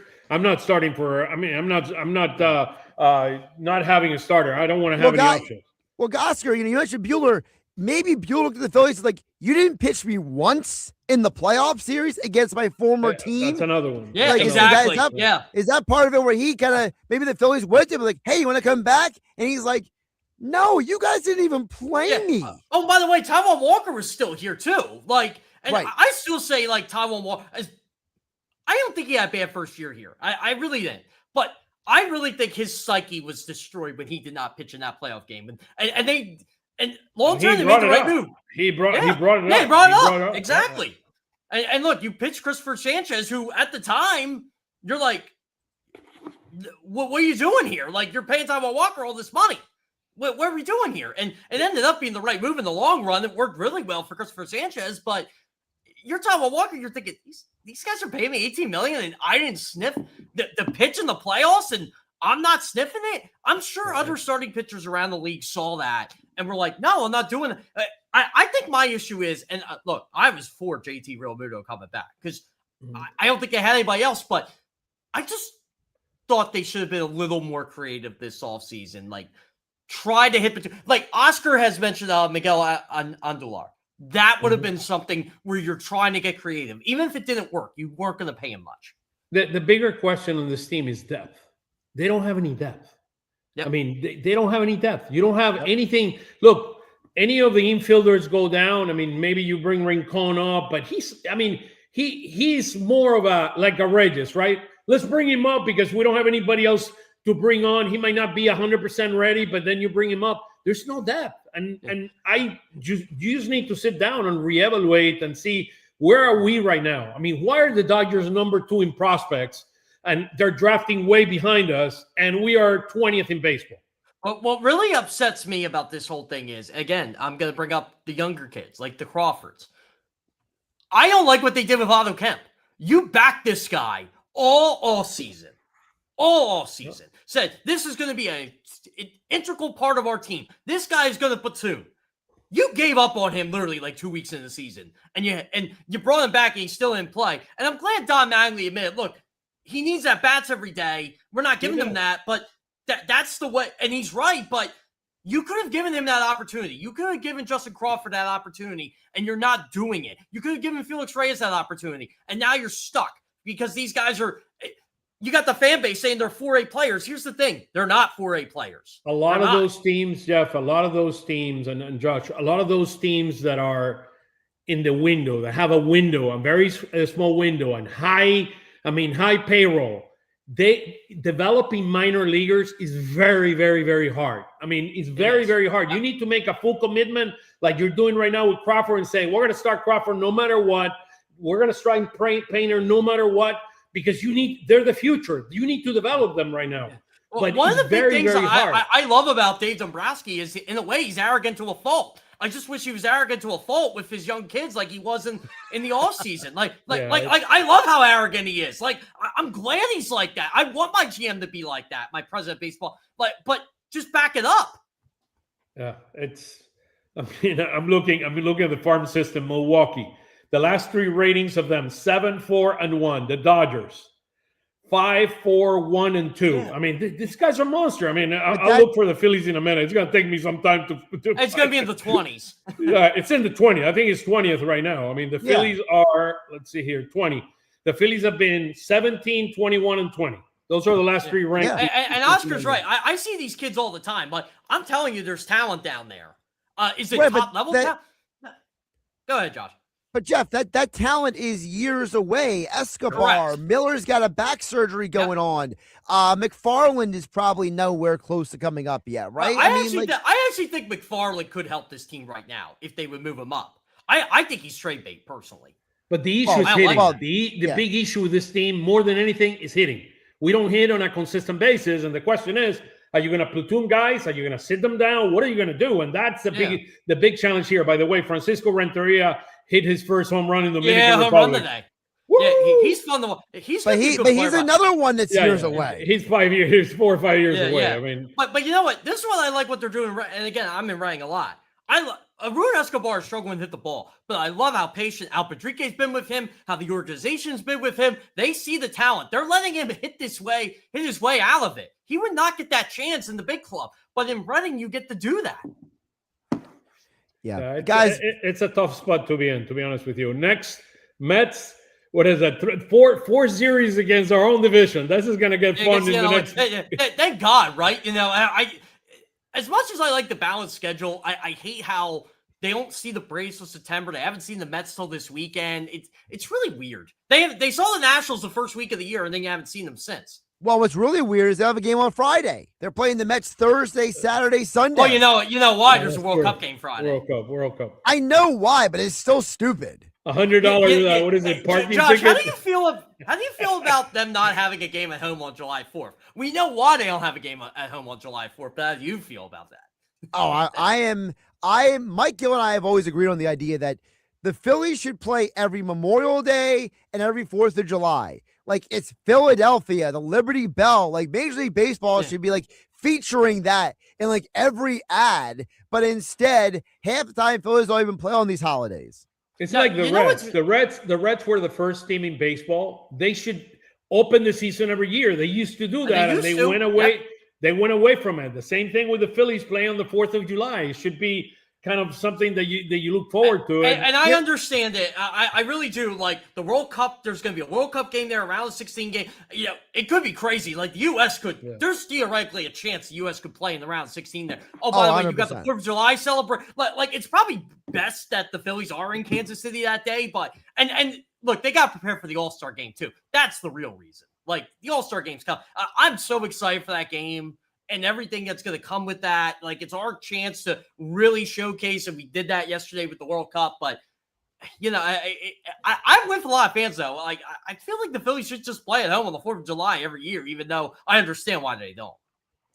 Well, listen, you guys have plenty to talk to Mike Gill tomorrow when he's back here on the Sports Bash, because you got Ryan Gusto starting it for the Marlins, which means the Phillies are probably going to lose 3-0 tonight. God, so you know what's crazy about this? They could go like 6-0 on this homestand, and we're still going to complain about the same problems because we know what the problems are. We know where they stand now. It's just what can they do to close the gap on the top teams? He's Jeff Kerr along with Oscar Budicek. Again, Phillies fastball every day at 3:00 right here on the Sports Bash here on 97.3 ESPN. Boys, appreciate you jumping in with the interim host today. Thank you, Josh. Appreciate you, man. Thank Go you, Phils. Josh. Thanks for putting up with us for 30 minutes. Nah, it's always a fun time. It's always good. The best part is the radio people are all listening, shaking their fists, either agreeing or disagreeing with us. That's the best part of it, right? That is the best part of the beauty job, of it. Boys, have a good one. Take it easy, guys. See ya. Josh Hennig filling in for Mike Gill here on the Sports Bash here on 97.3 ESPN FM, 97.3 ESPN. Bank of Seattle, and yes, the Phillies are back in action tonight against Zach Wheeler versus Ryan Gussel. We'll dig deeper into the starting lineup coming up on the other side. Plus, the White Horse RV text board is open. 609-403-0973. More your text coming up next here. Josh Hennig filling in for Mike Gill on a Monday edition of the Sports Bash. We have the Phillies covered. Swing and a drive, right field, way back, forget it, out of here. Kyle Schwarber hammers one over the right field wall. Get the best Phillies baseball coverage on the Sports Bash with Mike Gill on 97.3 ESPN.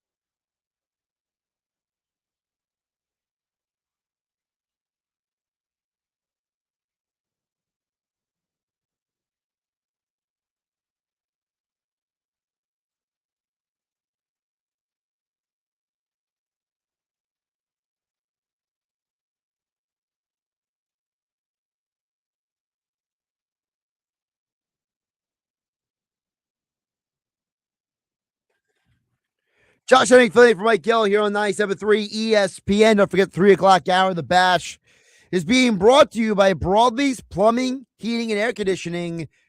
Broadleys is your trusted source for heating and plumbing service and installation for generations. And let's be realistic. Last few days have been nuts weather-wise. There's ever been a time you need to make sure your AC, everything is working in your house, because you never know when it might stop working. I've been there, done that. Don't be the person who gets stuck with the AC not working when the heat gets hot. Just because it cooled down doesn't mean we don't got 2.5 more months of the South Jersey heat. Well, call Broadleys at 609-390-3907 or visit them online at broadleys.net. As promised, we get to the Phillies lineup in just a moment here on 97.3 ESPN. Josh Hennig filling in for Mike Gill. Don't forget, it's all be a sportsmanlike moment of the day. So to come, Knicks Nuggets. I'm sure Nick and I will be having a nice little argument a little bit later in the show. You'll be stay tuned for that. Plus Jeff Mosher, football at 4, powered by the Inside the Birds podcast. But right now, we will get back to the Phillies lineup, because today's Phillies lineup is being brought to you by Chachi's 13th floor at Rafici's, coming soon to Whitehorse Pike in Absecon. And this is your chance to win right now. So every day moving forward on the Sports Bash all summer long on 97.3 ESPN, you will have a chance to win a gift card to Villa Rafici's by texting in your name and where you're from. And if the Phillies score 13 runs tonight, we will randomly select one winner for a $100 gift card. Now, if by the end of the week, like on Friday, if the Phillies don't score 13 runs in any game this week, on Friday, we will randomly pick one winner from the texters who text into the Sports Bash, who join the conversation, talking Phillies right here on the Bash. So if you have thoughts on the Phillies game tonight, you have thoughts on the Phillies from the weekend, whatever's on your mind, you want to just disagree with me or Mike Gill, you can do it all week long. But the Phillies lineup is brought to you by Chachi's 13th floor Rafici's, coming soon to Whitehorse Pike in Absecon. Text in your name and where you're from, the 609-403-0973. And if the Phillies score 13 runs tonight, you can win a $100 gift card. If they don't score 13 runs all week, then you go into the drawing from all week long for a $25 gift card. So no matter what, you can win something thanks to Rafici's. And of course, again, you win a gift card to Villa Rafici's by texting your name and where you're from, the 609-403-0973. And the Phillies lineup, as I mentioned, you heard us talk about a little bit earlier on the show with Jeff and Oscar. Starting off with Schwarber, Turner, Harper, Marsh. Nothing new there. I think people are a little annoyed that Turner is still starting, but it is what it is. Following Marsh is Stott. So you got 3 lefties in a row tonight. Kind of gives you an idea the Phillies are not too worried about the left-handers in the Marlins bullpen coming into this game. After that, you have Realmuto, Rincones, Crawford, and Sosa. So Sosa's playing third. That's what's interesting about this lineup. They don't bench Turner, but they're benching Bohm. Why? I'm sure Don Mattingly will be asked about it at some point today. But Rincones is back in right field. No Alec Bohm in the game tonight. It is Sosa playing at third base. Turner, for whatever reason, is still in the lineup instead of Bohm. And I think this is where it doesn't matter what you and I think. You know, we had this conversation in the last hour with people on the text board at 609-403-0973, the Whitehorse RV text board. All of us sitting here look at the Phillies and we're like, what are you guys doing? The obvious move is to give Turner the day off, but instead you give it to Marsh. Absolutely insane. Why on earth is Bohm and not give them both a day off if you feel it's so necessary to give Alec Bohm a day off? Well, give it. You really think Trey Turner is going to make big of a difference tonight? Again, this is where I say there's a difference between what you and I are seeing and what the Phillies see. For whatever reason, the Phillies look at this lineup over here. Okay. They look at that lineup and they say, that's a winning lineup. They sit there and say, that's a lineup that can win us a game. But we all know, because we are not as tone deaf as the Phillies are, that Trey Turner is having a horrible year, that batting lefties 3 straight in a lineup is probably not the best idea in the world. And you have a left-handed heavy lineup as is. And Bohm should probably be starting tonight, because if anyone is going to hit a mediocre pitcher like Ryan Gusto, it's probably going to be Bohm, who, might I remind you, was the only guy to make legitimate contact off the Miz on Friday night. But let's bench that guy, because that lineup makes all the sense in the world. Nada, not real, not legitimate. That lineup is stupid.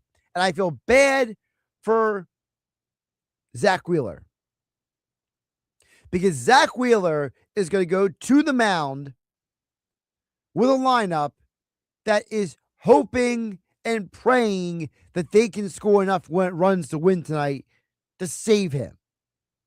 It is absolutely ridiculous to me that this organization continues to do these shenanigans and do this mess when it comes to one of their star pitchers.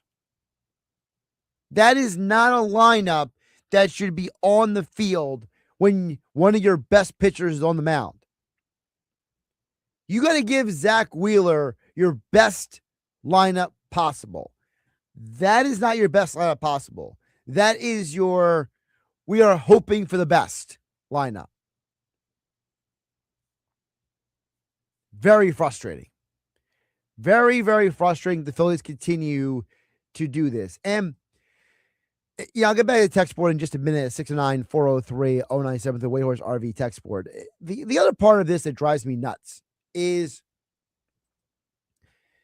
I had somebody say to me over the weekend that, maybe the Phillies need to do another standing ovation, the fans, for Trey Turner to get him back on track. And I got to be honest with you guys. If Trey Turner needs more positive affirmation in order to get himself back on track, he needs more than a standing ovation. He needs a therapist.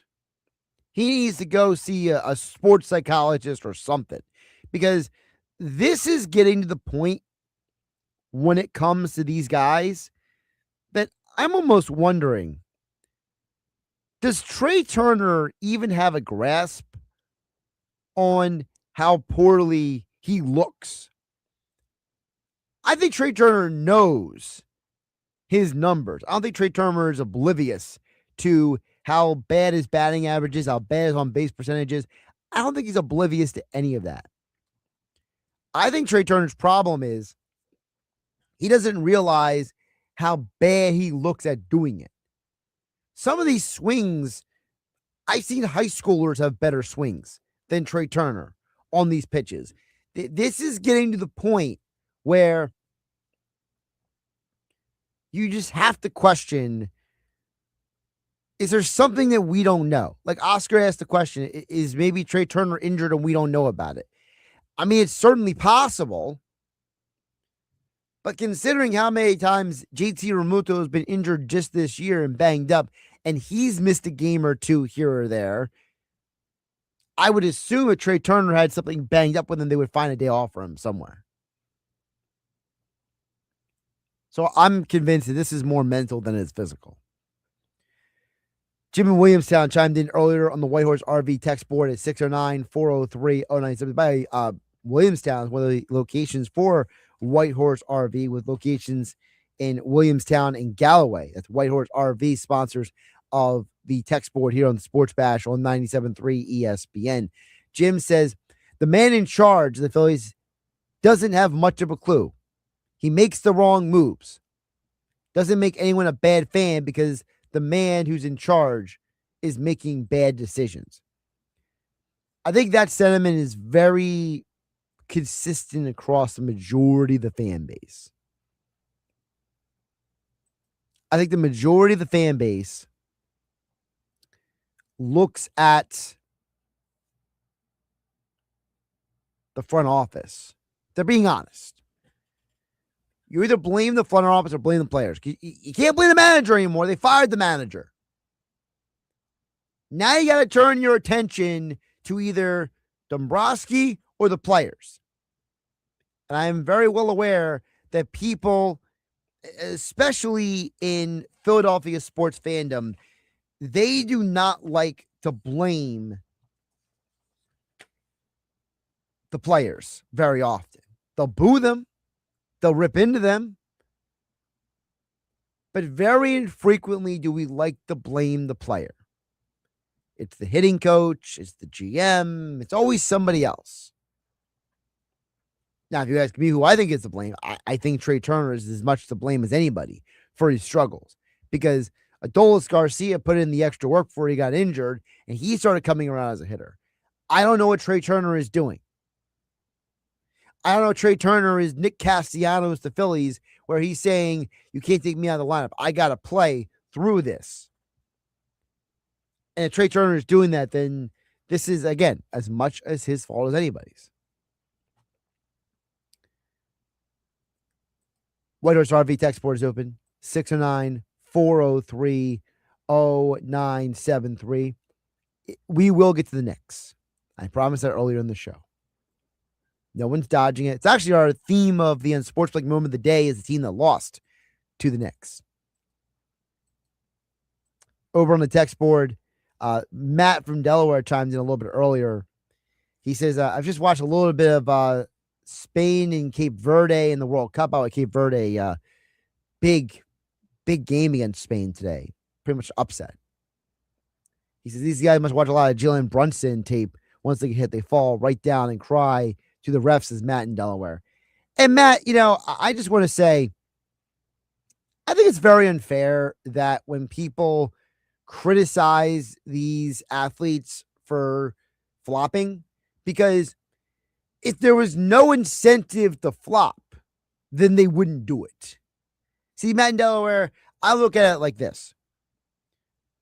If there were strict penalties every time an athlete did something, they wouldn't do it anymore. You almost never see guys using PEDs anymore. Why? Because the penalties are severe enough. But these athletes are being rewarded for basically being WWE wrestlers on the basketball court, on the soccer field. These officials are not looking at these players with a critical eye to say, you're overreacting. It's not that bad. So I'm not going to sit here and criticize any athlete for flopping, because guess what? If they weren't getting rewarded for flopping, they wouldn't do it. Rainy HT says Cape Verde game was incredible. These guys played them so hard. Spain had the ball 90% of the game. It was a great game to watch. The goalkeeper for Cape Verde had a day. It was incredible. He's going to say, I agree. They need to sit Trey Turner with the Phillies. I don't care how much money you make. If you're not playing good, sit down, says Ray. And I like the energy from Ray, just coming off the top rope, to use the wrestling analogy here on the Sports Bash on 97.3 ESPN. We'll talk more NBA Finals coming up the other side, because there were competing opinions this morning on Unsportsmanlike, heard 6 a.m. to 10 a.m. Eastern right here on 97.3 ESPN. Conflicting opinions on the NBA Finals this weekend. We'll get to that coming up on the other side. Josh Hennig, I'm the interim host, filling in for Mike Gill. He'll be back tomorrow on the Sports Bash. More so to come as well on Sportsmanlike Moment of the Day. We got Jeff Mosher for today's Football at 4, powered by the Inside the Birds podcast. Knicks Nuggets as well. All that and more so to come right here on 97.3 ESPN. You're listening to the Sports Bash with Mike Gill. And it just keeps getting better. On 97.3 ESPN and the 97.3 ESPN free mobile app.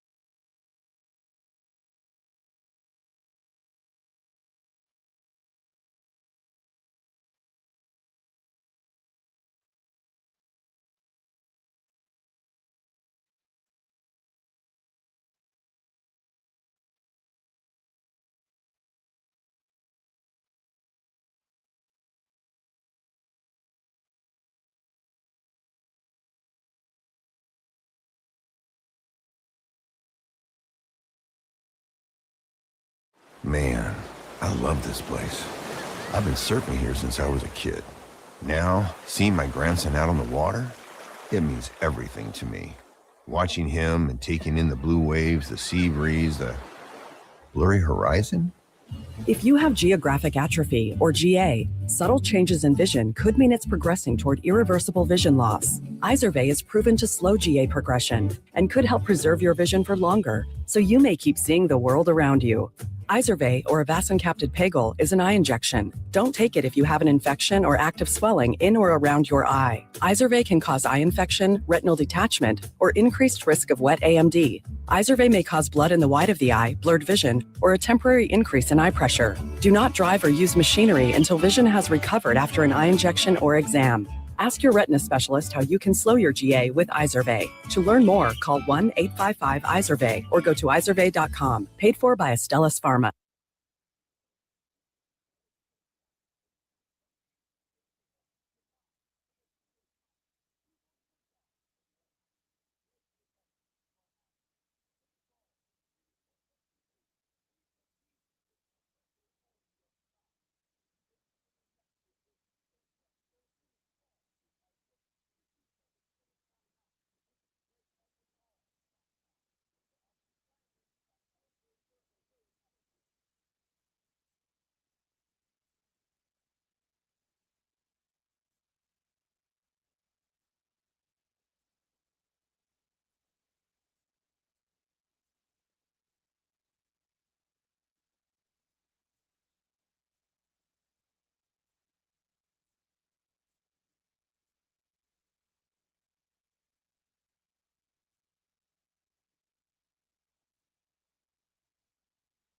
What if you could have the most reliable fiber-powered Wi-Fi? And get this, what if you could keep it at the same price for 5 years? During the Xfinity Summer Savings Event, now through June 22nd, new customers can get our best price on gig Wi-Fi, just $50 a month for 5 years. And get online in minutes with same-day Wi-Fi. It's Wi-Fi that finds and fixes problems before you even notice them, like super intelligent Wi-Fi with a sixth sense. Plus, add one line of Xfinity Mobile Select and you can save an average of $60 a month over Verizon and AT&T. You can even try it free for a year.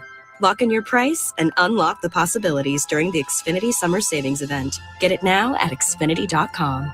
Xfinity. Imagine that. Restrictions apply. Requires paperless billing and auto pay with stored bank account. Taxes and fees extra. Savings based on 1 gig internet and 1 mobile select line compared to similar Verizon and AT&T plans over 5 years. After 12 months, regular rates apply to mobile select. Xfinity internet required. Speeds vary. Use of fiber coaxial cable.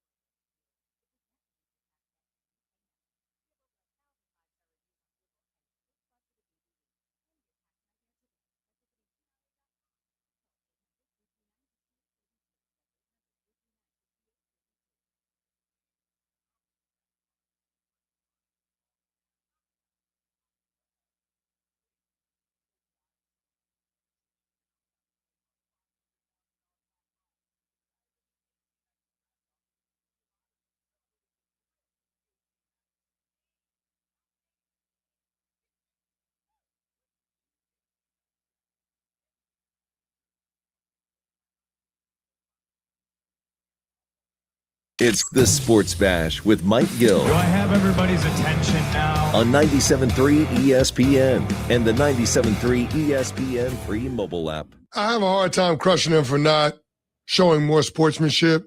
The Knicks, after when a team wins a championship on the court, it's a lot going on. They've got the hats, they've got the T-shirts, they're building the podiums and the platforms for the players to stand on to present the Larry O'Brien Trophy. Confetti is falling, and it's not your color. I understand not wanting to be a part of that circus. I get that. He felt so much more than a 22-year-old kid. He felt like a seasoned vet with the way that he dedicated himself mentally and physically to his craft. But when you're not speaking to the media at points during this run, and when you're not shaking the hand of your opponent after they win, that shows your immaturity. And for Wemby to very publicly say he wants to be the face of the league, he wants to be the greatest to ever do this, you have to be better in those moments. Conflicting opinions this morning on Sports Like Herc 6 to 10 a.m. Eastern here on 97.3 ESPN. Josh Hennig filling in for Mike Gill on a Monday edition of the Sports Bash. I tend to think they're both correct. And I'm not saying that to be a cop-out. I'm saying that legitimately. Hear me well. Canty is right. When you lose a championship, I mean, I've watched enough of these things. So have you, listening on 97.3 ESPN. It's chaos out there. It's amazing these guys even get to the podium sometimes for these championship celebrations. But Smallman is also right when she says, look, Wemby didn't speak to the media sometimes this postseason run. He was one of the first people off the court after the loss. It's a bad look. PJ Carlissimo said the same thing. You're right here on 97.3 ESPN late Saturday night where he said it's a bad look for the Spurs to be running off the court as soon as possible. Now, I don't even know if I'm ready to go as far as Michelle did and say he's very immature, because at the end of the day, Wemby has shown himself to be mature beyond his years, his context for a lot of things. I'm not going to hold that moment over his head because, there's a lot of athletes over the years who have not shaken hands with the team that won. I tend to think that at the end of the day, Wemby is a young man in his early 20s who is the future of this league, not because of his maturity, but because of his talent. With time, that maturity will line up with the talent. So I think it's a little unfair to say he's very immature. I think you could take the word very out. It would have been just fine there for Michelle Smallman. But I kind of think they're both a little right. Canty's right. It is chaos, but Michelle is right. Wemby should have found the way to cut through the chaos and tell Kat and Brunson, hey, this was your moment, but I'll be back for you next year. All right, coming up next, Football at 4. Jeff Mooch from the Inside the Birds podcast. What are the Eagles' priorities before training camp?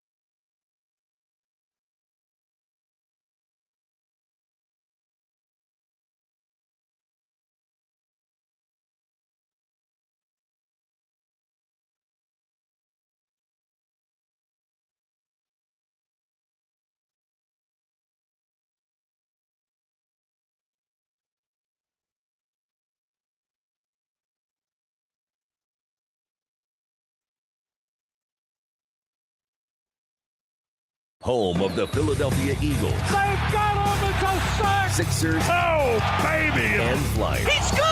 97.3 ESPN. WENJ. WENJ HD. Millville, Atlantic City. A Town Square media station serving all of South Jersey.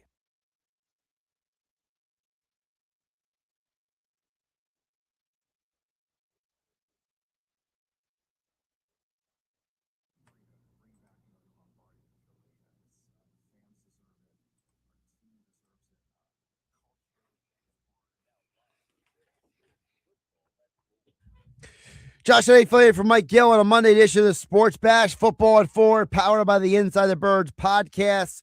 Like, subscribe, and download wherever you get your podcasts. It is being brought to you by Ocean Casino Resort, the best place for every game day. You know, probably a great place to be this weekend with the NBA Finals Saturday night, the Stanley Cup Finals Sunday. Maybe you watch the UFC fights Sunday, the World Cup matches that have been going on.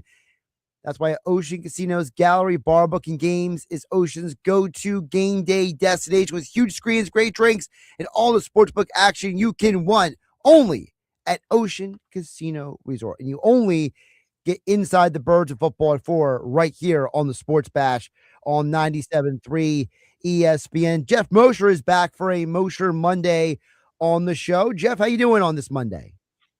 I am great, Josh. How are you? I'm doing good, and I wanted to get into kind of the conversation you guys were having on this morning's pod, because I was listening to you guys talk about, you know, the contracts when it comes to these D linemen and the fact that, you know, you already gave Jordan Davis, right, the contract, and that at some point you got to give Jalen Carter the contract. Before I get into the nitty, you know, the more the details of it, I wanted you kind of give everybody a perspective, an understanding of like why some of these contracts are a conversation. I think people forget that the Eagles have a lot of young players who it's not just Jalen Carter, it's Mitchell, it's DeJean. There's a lot of guys who are be coming up for contracts over the next couple of years, and the Eagles are have to make some very, I think it's fair to say, difficult decisions here. Yeah, Josh, we do this series every year. We call it our Eagles contract series, and we did it a little differently this year because there are so many different players with contracts that have language that really mean a lot for either this year or for next year and then the years beyond. So we wound up, instead of doing offense one episode, defense another, we broke it up into position groups because the Eagles have so much young talent, and also a combination of they have so many high-priced players on big-time contracts, especially, you know, you go look at the offensive line, they got 4 guys on extensions, the running back, the quarterback, the wide receiver, right? So the tight end, it's really worth looking deeper into, and that's why we do this, because we found that there are more different scenarios this year than ever before. If you listen to our pods last week, which were more offensive focused, you'll realize that this is a very big year for Jalen Hurts, for Saquon Barkley, and some of the offensive linemen, because when your guaranteed money is up, your job security is at stake, you know. And then you have a different situation with Devontae Smith, who's in the middle of an extension. His money will run out soon, not immediately, but you want to be able to get ahead of what the market is about to become. As I mentioned in the pod, and Adam talked about it too, next year at this time, I mean, you got Puka Nacua coming up on an extension. You've got George Pickens playing on the franchise tag. He's going to get an extension. You've got Zay Flowers, Jordan Addison, and probably 2 other guys who are like a Jamar Chase, who's probably going to wind up eventually getting a new deal soon too. And that makes the number higher. So it makes more sense now to get Devontae Smith his contract extension than waiting for this time next year when you have to compete against all those when the salary tag, the price tag goes higher and higher. And the Eagles are in a really interesting spot because they have so many young players on defense who you theoretically want to extend from, as we already talked about, Carter. Davis was already under extension. Moro Ajomo's up for one. Jelix Hunt at this time next year. Your defensive backs, Cooper DeJean and Quinyon Mitchell. I mean, you just can't pay everybody. It's going to be really fascinating to see what happens. And I think that what you just mentioned about some of those names is also the idea of who is and isn't behind those guys, right? You know, when the Eagles let go of Milton Williams with the understanding of, well, we still got Moro Ojomo we can lean into, right? And I think that the drafting of Ty Robinson maybe was with the hope that if Moro Ojomo blew up, that they could afford to let him go. But Robinson hasn't stepped up yet. So, you know, how much of it is about the guys behind the guys that is a factor in this conversation, Jeff? It's all about the guys behind the guys, because when you do well in the draft, like the Eagles have done, and you have someone coming up in the pipeline, you just mentioned it, Milton Williams. You can't pay Milton Williams $26 million a year and still have the guys that you have under contract the way it is, because you already had Jordan Davis and Jalen Carter, right? I'm sorry. Yeah. So the same thing here with Moro Ojomo. He can probably follow in the footsteps of Milton Williams if he has a big year and make a really good paycheck on the free agent market next year. It'll be hard for the Eagles to find a way to extend him unless he really agrees to a team-friendly deal. But why would he want to do that at this point? So, yeah, it's a lot about the guys behind the guys, and that's why it's so important to be a draft and develop team, so that if you do have to let certain guys walk away, Isaac Seumalo a couple of years ago was still playing at a very high level. They had Landon Dickerson, right?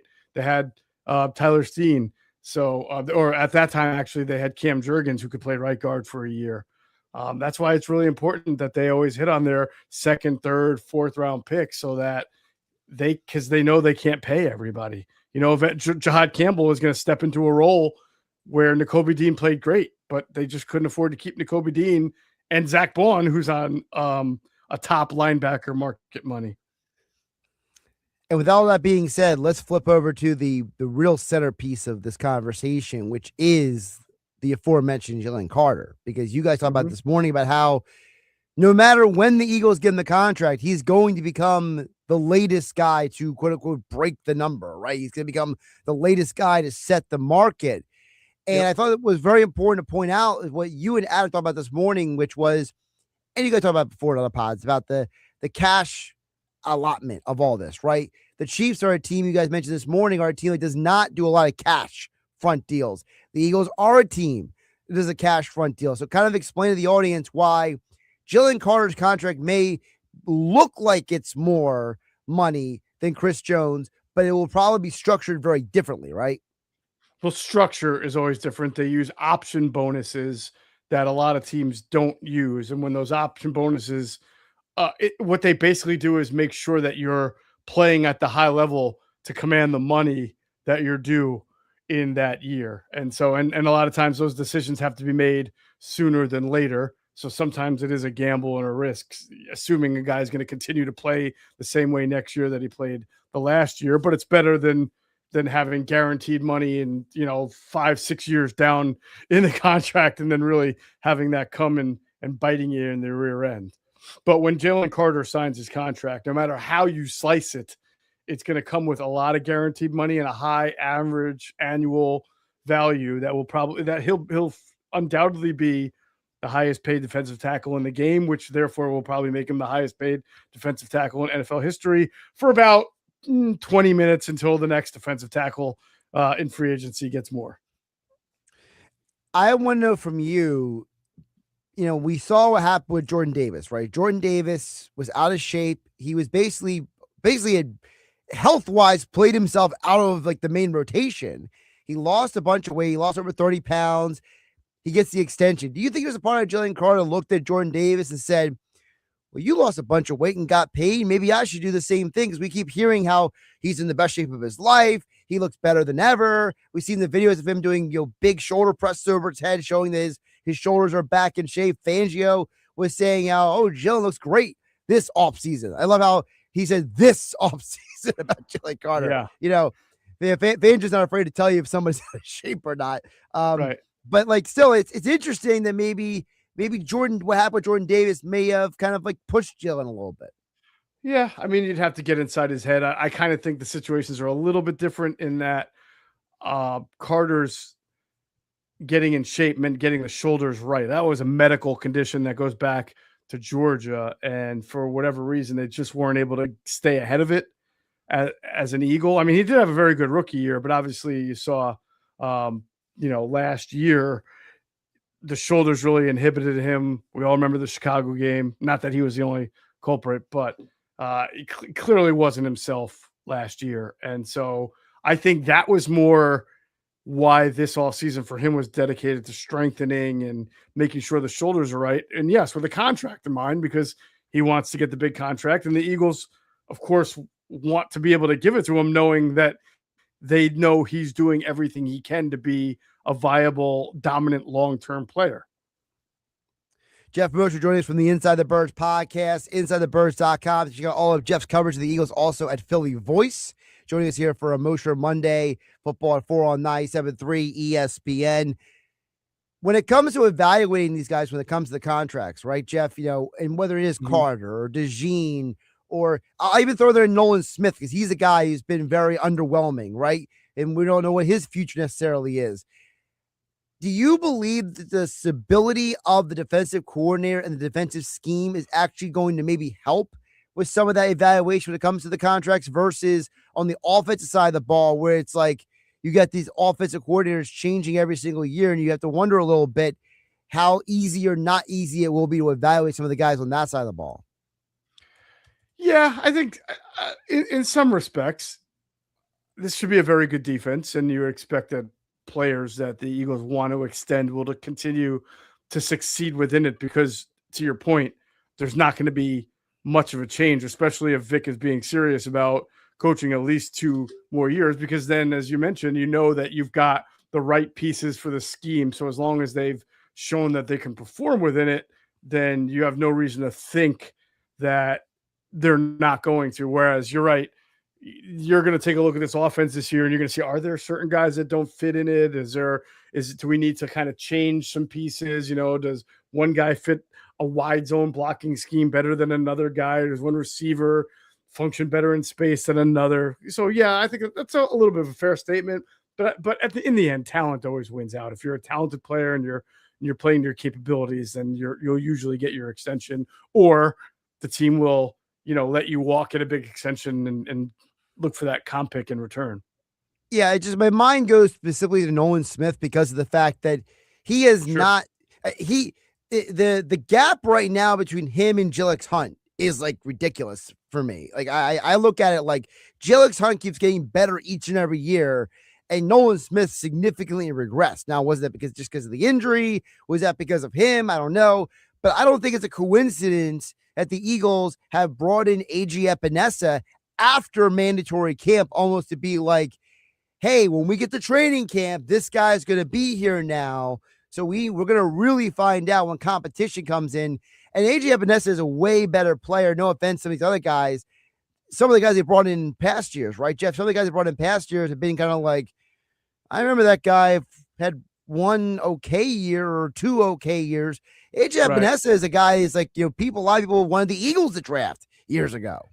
Yeah, I mean, he's I would say he's a lower ceiling kind of player. He is what he is.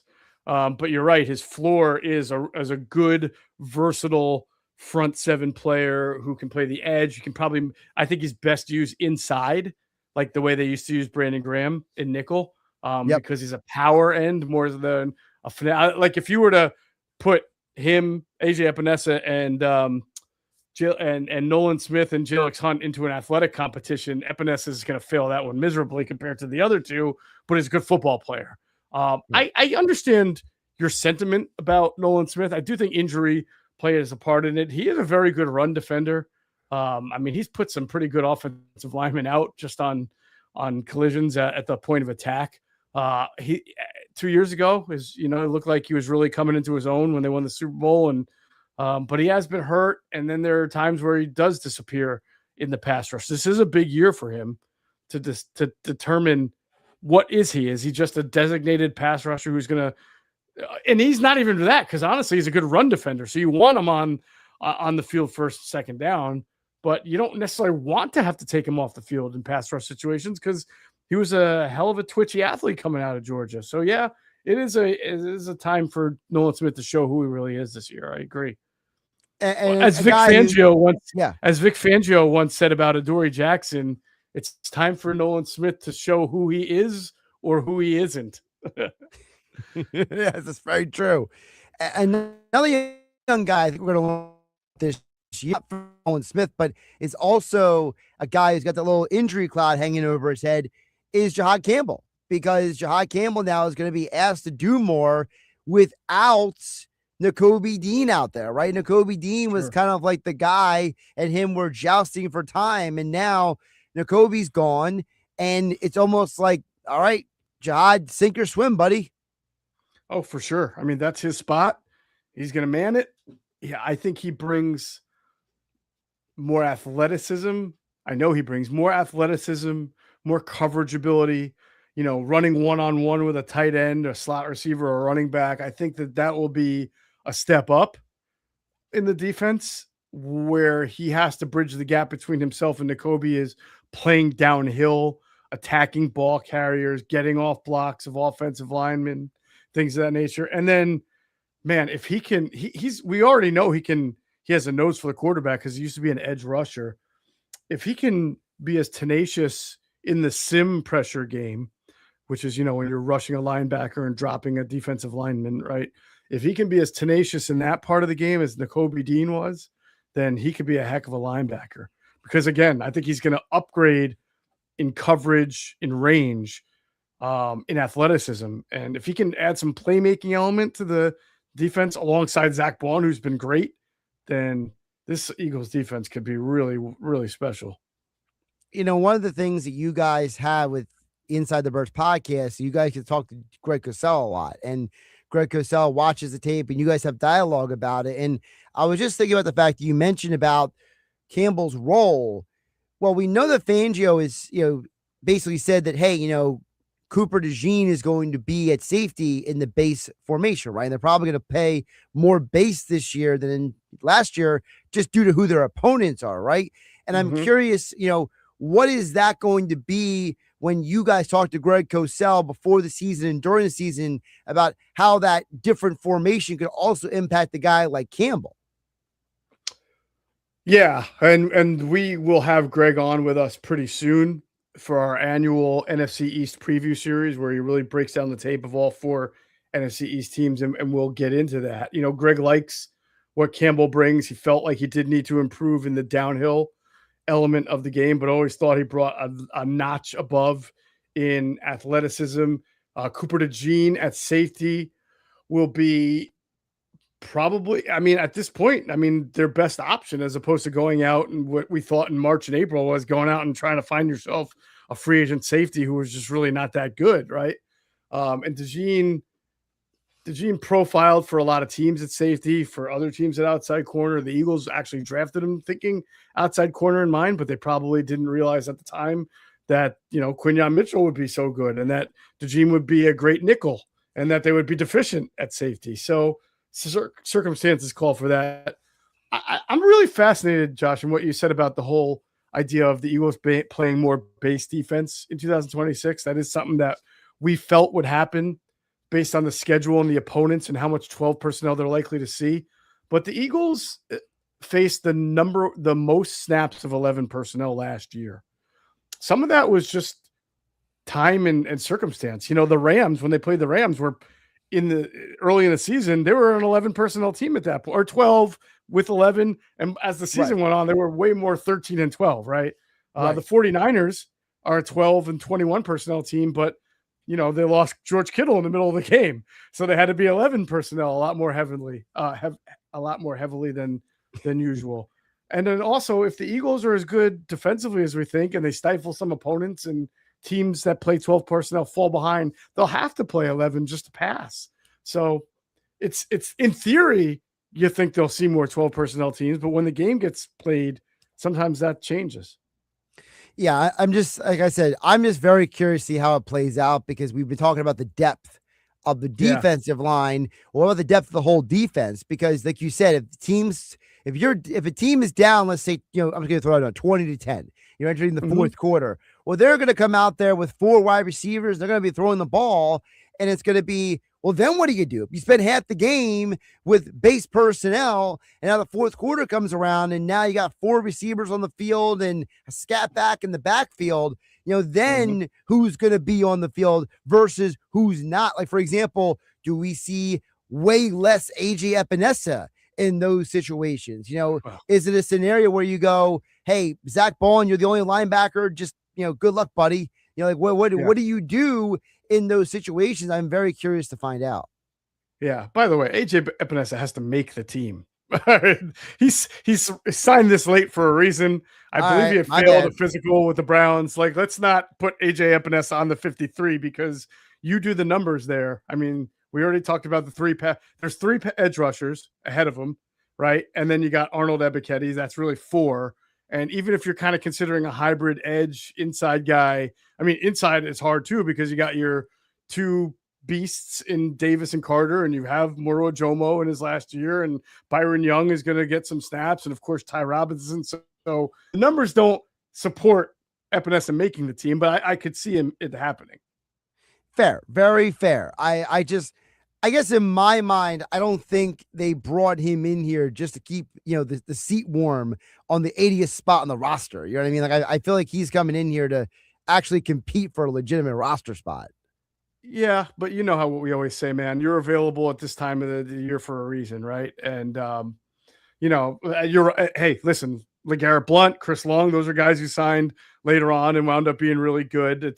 I would say the percentages of guys who sign right in this month overall are pretty low for them to make the 53. So very fair. I just would say that between Ebiketie and Epinesa, I feel like Epinesa might, I would put the follow odds. the money though. Follow the money. You didn't pay Ebiketie $3 million guaranteed or $4 million guaranteed to then go cut him, owe him that money, and keep Epinesa on the team. So very fair. Hey, contracts, like we were talking about earlier, contracts determines a lot. Right. More information about the contracts. Contracts. Download the Inside the Birds podcast.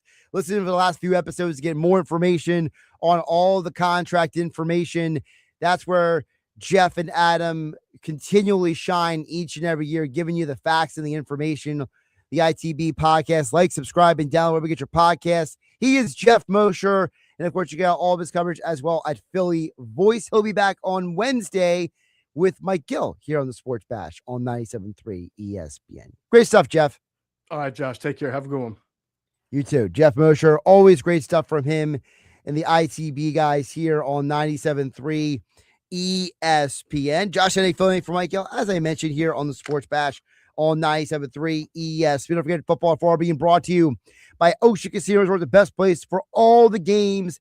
And even though the NBA Finals and Stanley Cup Finals are done, you still got the World Cup. You still got Phillies games. The College World Series is happening. There's so much going on, and you want to catch all the action. The perfect place to be is Ocean Casino, the Gallery Bar Booking Games, the Fanatics Sportsbook, big screens, big bets. Game day hits differently at Ocean. Learn more. Visit the OceanAC.com. Don't forget to check out the live entertainment this summer, including Matt Wright Friday, July 24th and Saturday, July 25th, as well as Joey Diaz Friday, August 7th. All right, coming up, we'll get to your text a little bit later this hour at 609-403-0973. I see a plethora of texts that came in from the last hour. I see Tom from Margate, GW in Ocean City. Your text more, but coming up on the other side, I know Nick Earnshaw and I are going to disagree very intensely today. So if you want to hear a good sports argument, keep it tuned here to 97.3 ESPN FM, the 97.3 ESPN mobile app powered by First Bank of Seattle. And we are streaming live on YouTube and X at 973 ESPN. It's the Sports Bash with Mike Gill. Keeping the fans entertained and happy. On 97.3 ESPN and the 97.3 ESPN free mobile app.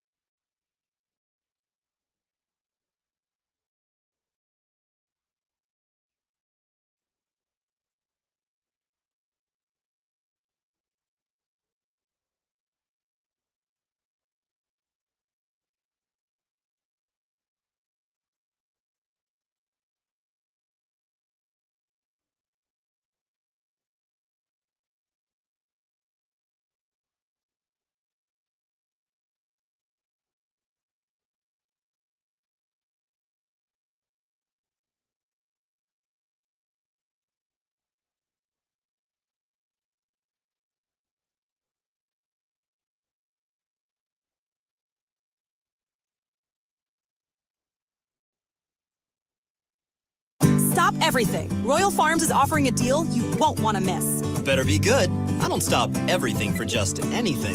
How about a 5-piece ham-breaded chicken tender meal with Rofo sauce? Okay, I'm listening. And Western fries made from Idaho potatoes. Oh, legendary. For just $10. Plus, get a free 32-ounce Snapple tea. $10 and a free 32-ounce Snapple? Now that's worth stopping everything for. I'm headed to Royal Farms. Smart thinking. Royal Farms. Real fresh, real fast.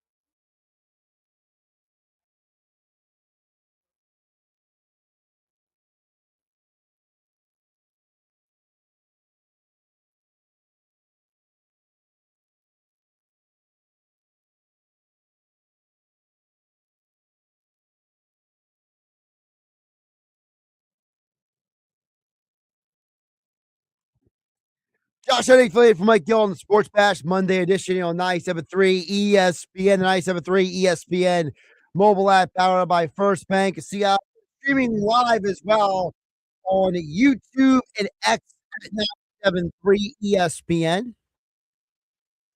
So our question of the day, which I'm sure is going to make Nick Earnshaw pretty peeved.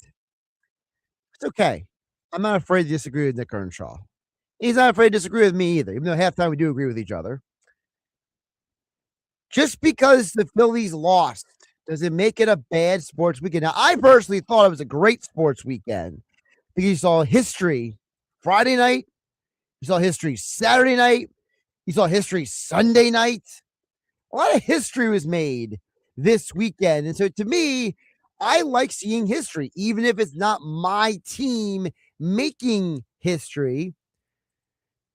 Nick Earnshaw, Knicks Nuggets here on the Sports Bash, live on 97.3 ESPN.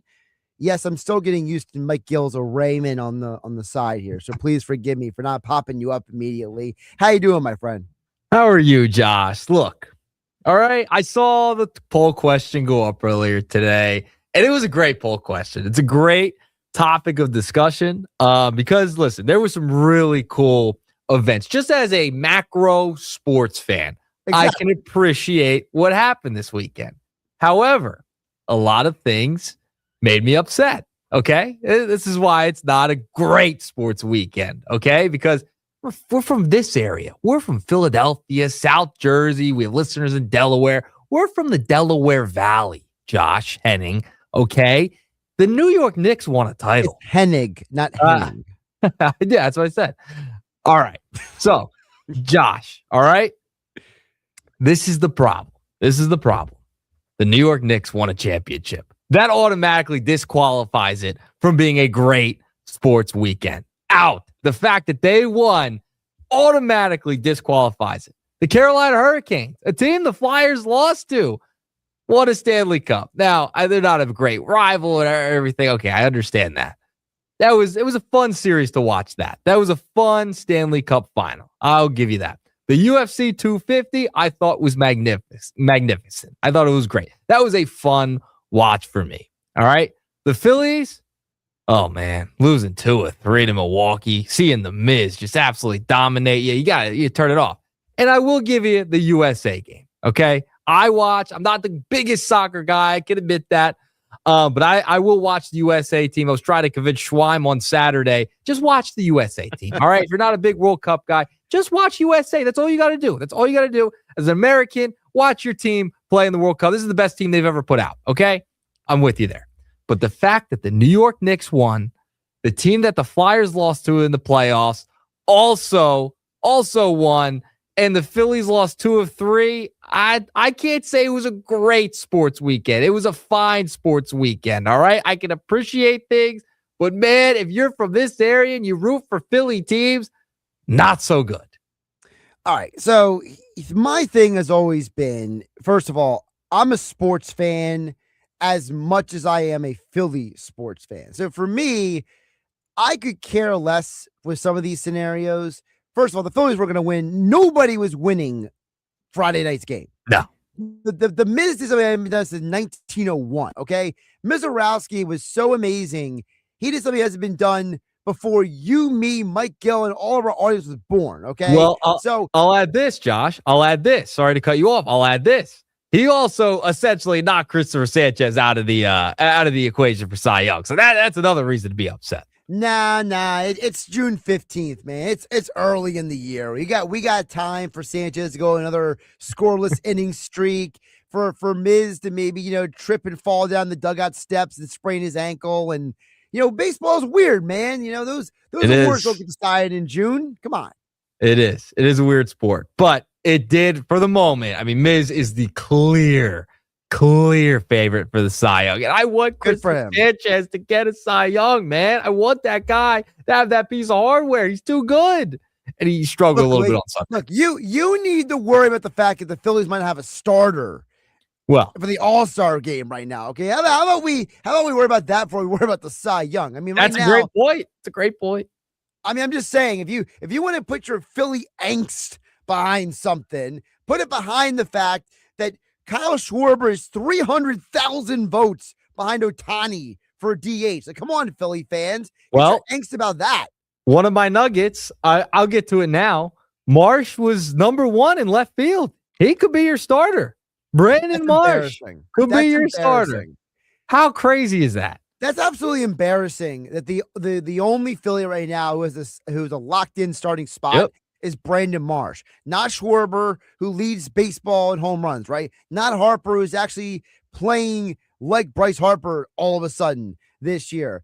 It's Brandon Marsh. Like, are you kidding me? So right now, you have 3 Braves in the starting lineup. That's embarrassing. You have 4 Dodgers and 1 National. I mean, that's horrible. And your home ballpark? Come on, man. The Dodgers, I get it. Okay, they're a national team. Sure. The whole country knows who Ohtani and Freeman and all those guys. Mookie Betts, right? Yep. Pages. Pages is having an amazing year. I had a Billy Schwein moment there for a second, mispronouncing somebody's name.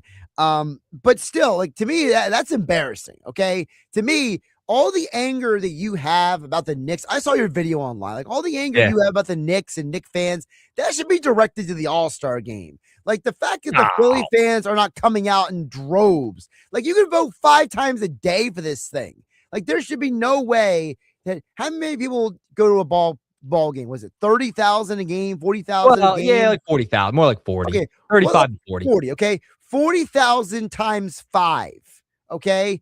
That's what? You're making me do math? Okay, You're making me do math today? There should be an easy 200,000 votes every single day for these guys. And instead, I got 3 Braves getting more votes than the Phillies are. This is embarrassing. This is where your anger should be, Earnshaw.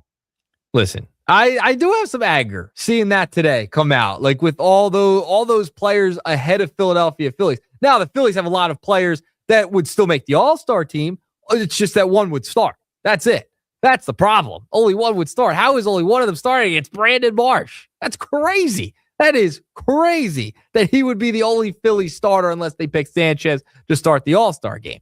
That is insane to me that Brandon Marsh would be the only All-Star. And the fact that outfield is just atrocious, that the Phillies would have an outfielder be their lone representative as an All-Star. Listen, I am angry towards that. Don't get me wrong. Do not get me wrong.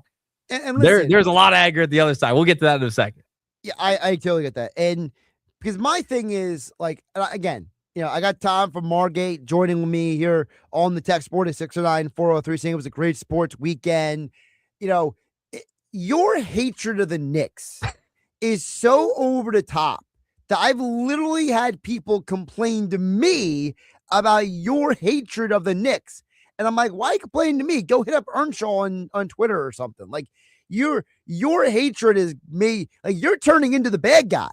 It's fine. That's fine. I will be the bad guy for the Knicks fans. I can't stand the Knicks, okay? I lost the bet. I'm very upset about it. But that's your fault. That's your fault. That is my fault. I know it is. That's not Jalen Brunson's fault. It is their fault. They didn't need to win the title this year. They didn't need to win the title this year. I didn't need to see that. I don't need to see them end a 53-year drought. I can't stand it. It makes me sick. And you should never, ever. And I put the video out yesterday, which got some responses, and maybe some of the angry folks that told you they were upset with me. That's fine. Okay? I put it out there, got some responses to it. All right?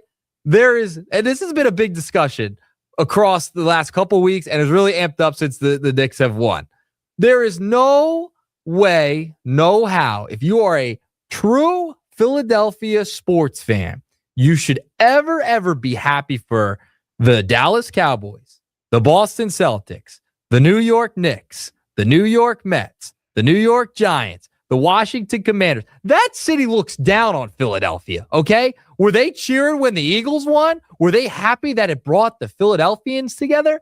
Hell no. No, that didn't happen. It's crazy to me that we should be happy for the New York Knicks and their fans that they get to win a title and they broke a drought. They weren't happy for us. No way. No way. No how. I will stand by that statement, and I'm not changing. And I can't stand the Knicks. And the Sixers stink. And it makes me upset. So guess what? There you go. Well, first of all, there's a reason why we're called the city of brotherly love. Mm-hmm. That's part of the thing here. Okay, we love what Villanova did when you had a city that couldn't win anything. in baseball, basketball, football, hockey for a period of time, the only thing people had was Villanova. All they had was Jay Wright and his band of kids like Jalen Brunson and Mikal Bridges and Josh Hart. So there are a lot of people who look at that with fond emotional connection. That's great. So when That's they great. see them win a championship, for people, it's less about the Knicks than it is about them. That's the first part. The second part is this is also a generational thing, because for people like you look at the Knicks with a greater level of disdain than people in my generation. People in my age and up, we hate the Celtics more than anything. The Celtics are like the Cowboys, okay? They are the evil one. They are the demon. I named Boston. But like to us, like the gap between the Knicks and the Celtics is just so wide. Like the Knicks, it's almost like the Knicks were like an afterthought for so many years. We didn't care if they even existed. So it's like to us, it's like, they won a championship. Like there's a part of me that says, you know what? Good, you won a championship. You know why? Shove it in the Sixers' face. Shove it in an organization that has been falling on their face and tripping and falling, and maybe it took them 10 years to hire a legitimate guy to run the front office. Maybe they need to see that one of their rivals win to wake the you-know-what up. I sent a tweet out earlier today, and rivalries are a part of sports. Sure. And if you've never enjoyed a hate watch of a team you can't stand, you've never defended your squads at the lunch table growing up, and it shows, okay? I have defended Philadelphia since I have basically came out of the womb, okay? I will live and die by these sports franchises, all right? And listen, I critique them like no other, all right? I will critique them anytime, any day of the week. But when it comes to rivalries, all right, Boston's up there. I named pretty much majority of the teams that you should never, ever feel good for if they win. I do not feel good that the New York Knicks won a title, okay? If you are a Sixers fan, I also saw a DJ playing New York songs in Philadelphia. I mean, that's no go. That's no good. That's terrible. Which New York song, though? That's the question. It was Empire State of Mind. And yeah, but see, that's a hot song, though. That's a song that... You gotta listen. It said point of view. You're essentially happy for from Philly that New York won.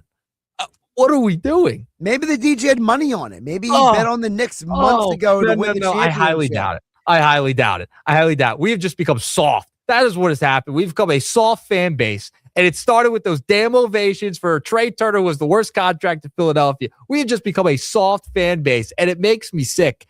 It makes me sick to say that. You can't root for rival teams. I don't understand why this is such a hard concept. In the sports realm, you do not root under any circumstances for a rival team. I mean, could you imagine if this was the Cowboys? I know we are more of a football town as number one. I get that. But like that's like rooting for like the Giants if they won the Super Bowl, or the Commanders if they won. Good for them. No. It's not good for them. I don't care that they went to Nova. I don't care. I know you don't care, but there's a lot of people who do. Like, for example, there's a lot of people who are rooting for the Hurricanes to win the Stanley Cup. Why? Because Eric Robinson is from South Jersey.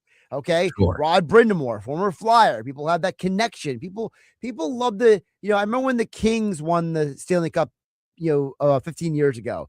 And we always I used to be on the radio. People would call in and they'd be like, Flyers West Coast, let's go, because of all those former Flyers. That's a loser mentality. That your team's not winning. You're rooting for someone else. What are we doing? So you just want everybody to be miserable all the time? Is that what it is? Well, this is why we need our teams to step up. You didn't say no. You didn't say no. Hey, you didn't let me finish. I am miserable. Do I want to be miserable? No. Our teams have been run poorly. They need to be run better. Misery loves company. You want everyone to be as miserable as you are. You're damn right. You should be miserable with your team. And that's what makes the wins so much greater. That's what made the Super Bowl such an emotional time. Because guess what? You dealt with all that losing. And then guess what? The euphoria of winning is even stronger. Yeah, I knew we were going to disagree on this. Listen, there have been plenty of people. Schwab doesn't agree with me.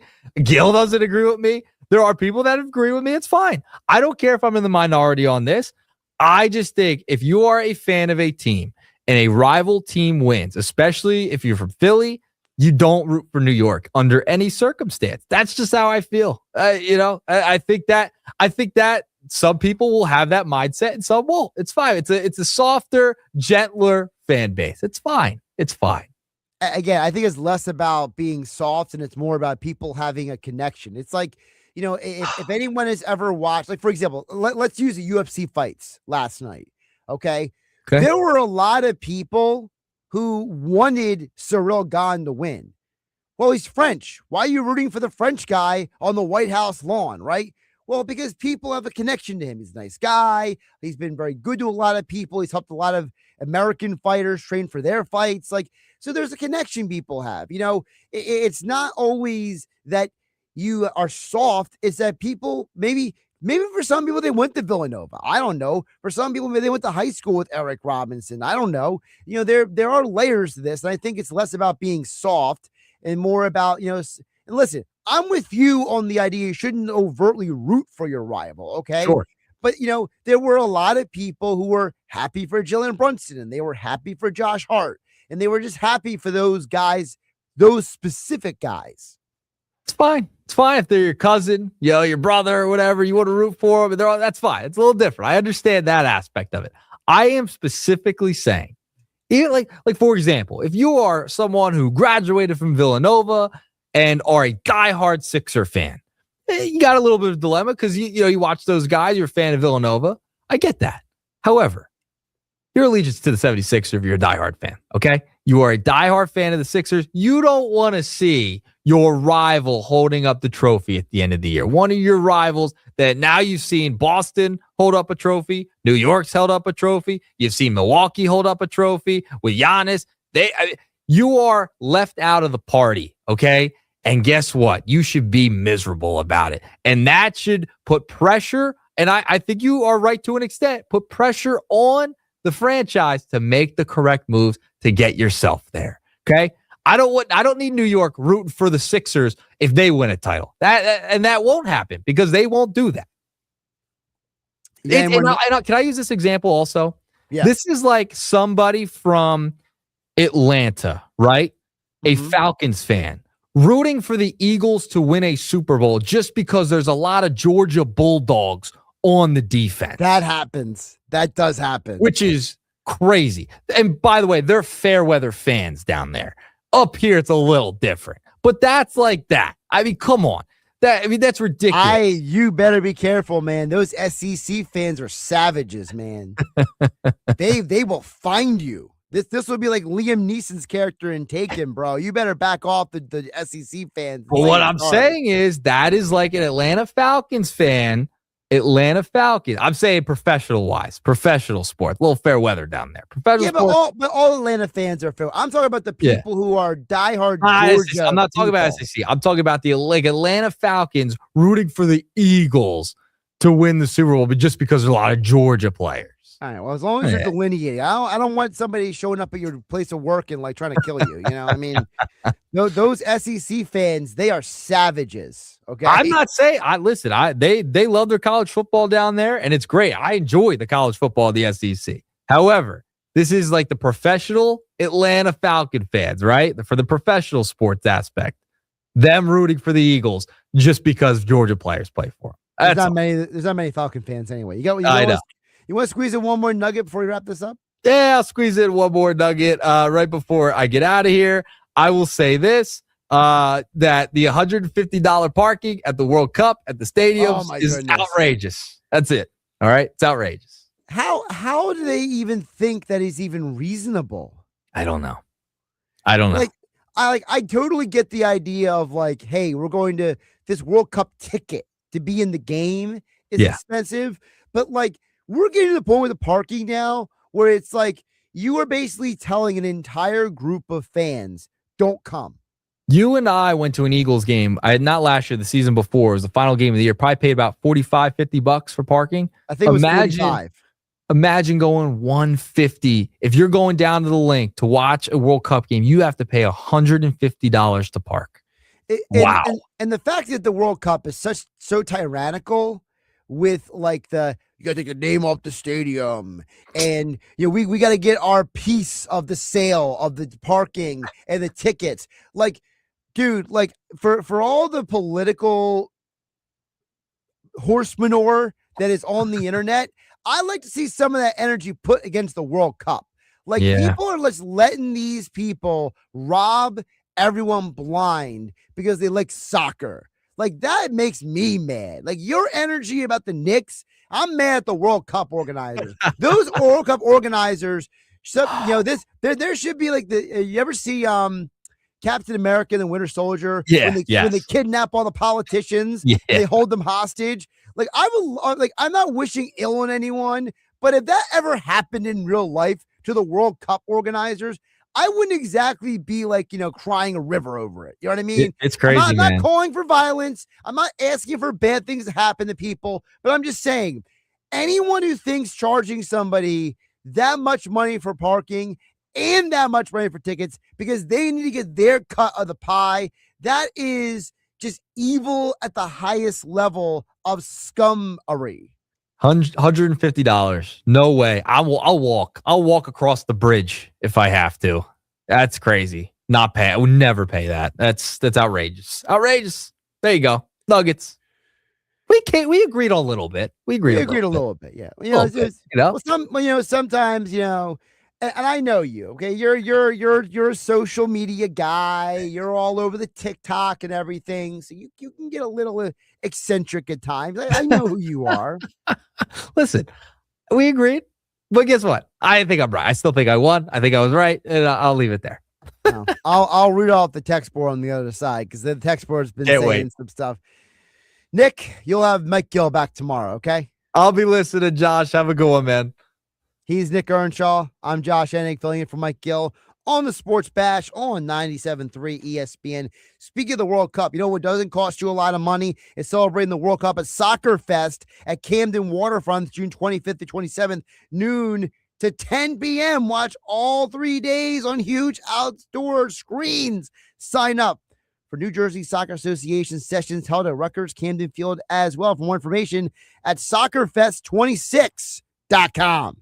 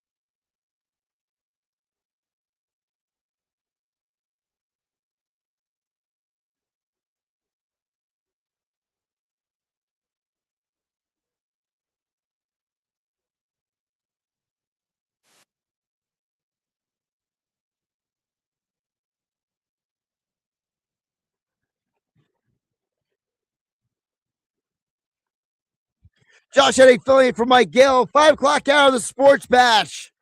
973 ESPN FM, the 973 ESPN mobile app powered by First Bank. And see how we are streaming live on YouTube and X at 973 ESPN. We got a plethora of texts to get to this hour on the White Horse RV text board at 609-403-0973. But I want to remind you the 5 o'clock hour of the Sports Bash is being brought to you by Cross County Connection. We have 6 new SJ Connect shuttles providing fare free transportation around southern New Jersey. Connect to jobs, colleges, healthcare, shopping, government services, and NJ Transit hubs, all at no cost to you, the rider. Yes. For more information, call 856-229-7571 or online. Visit driveless.com.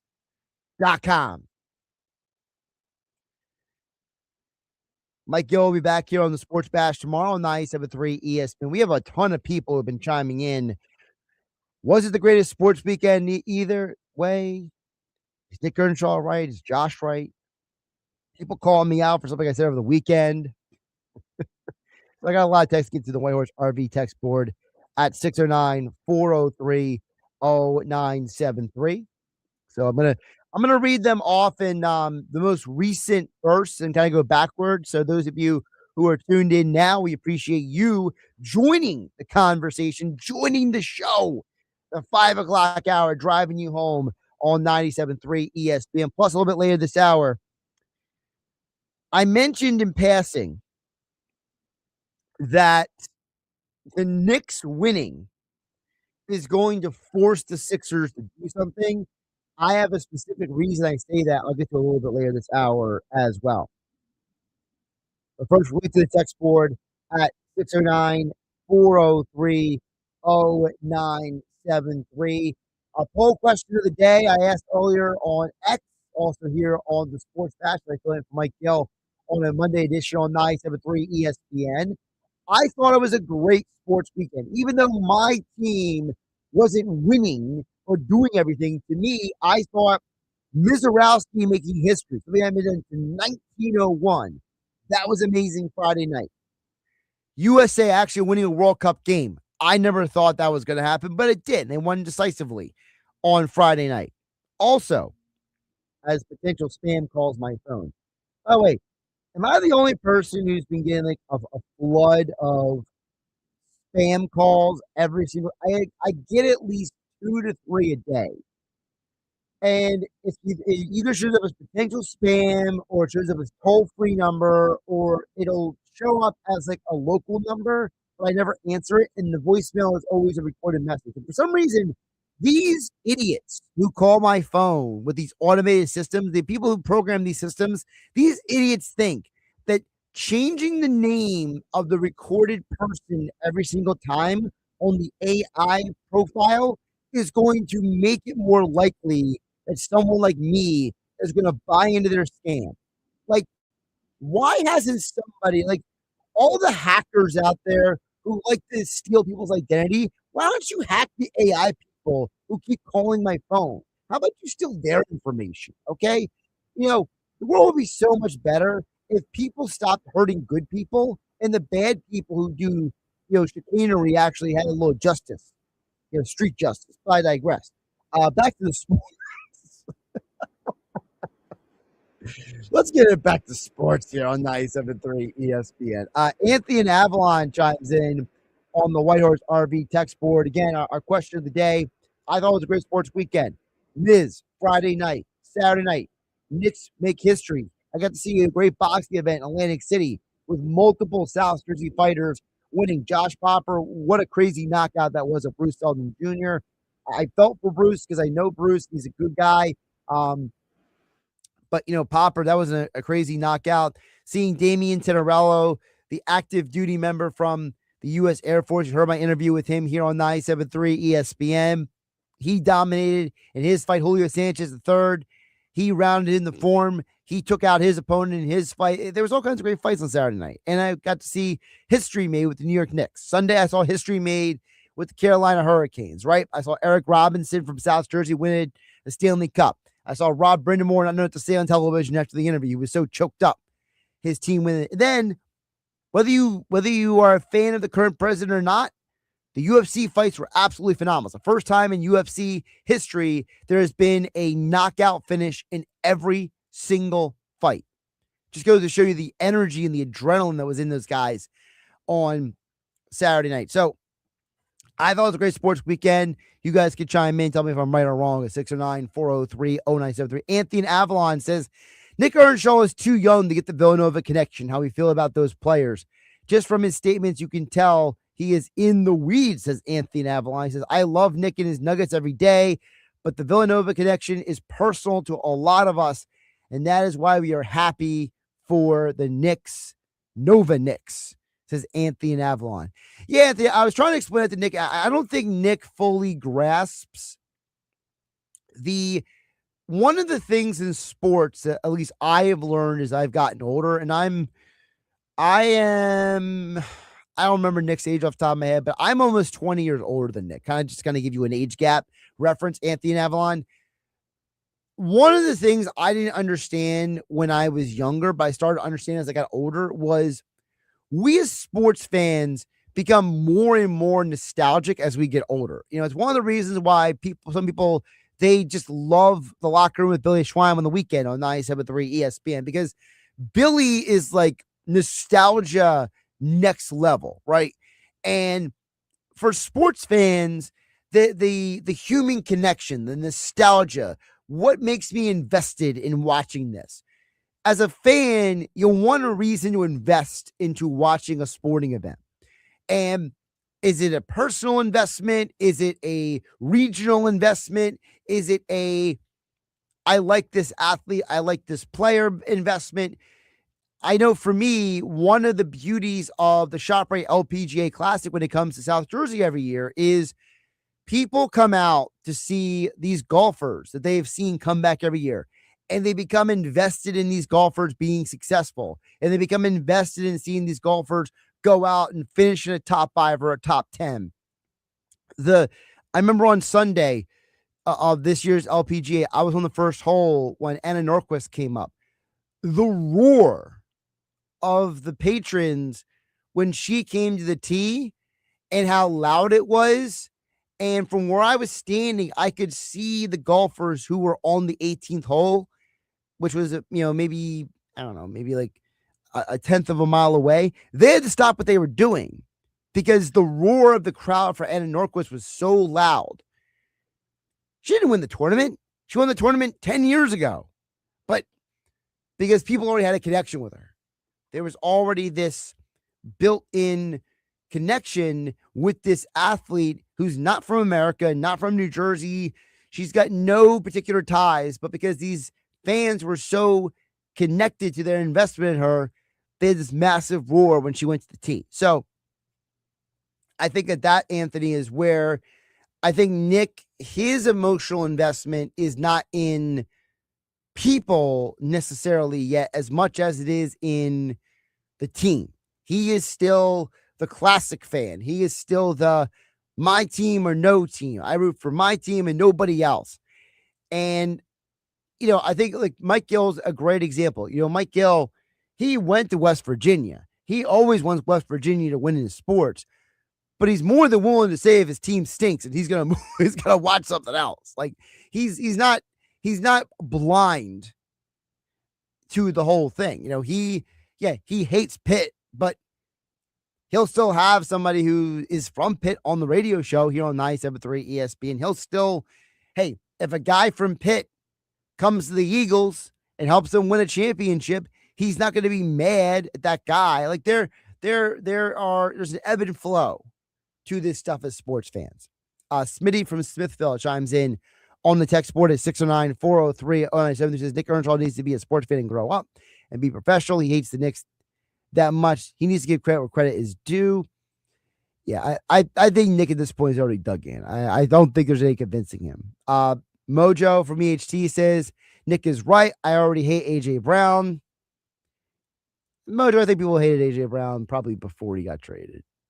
The AJ Brown thing is complicated because I think a lot of people their dislike for AJ Brown stemmed from a feeling, another fan sentiment, which is I ran into a lot of people over the last couple of years who don't like AJ Brown because they feel that he is ungrateful. Like they feel like he doesn't appreciate what he has.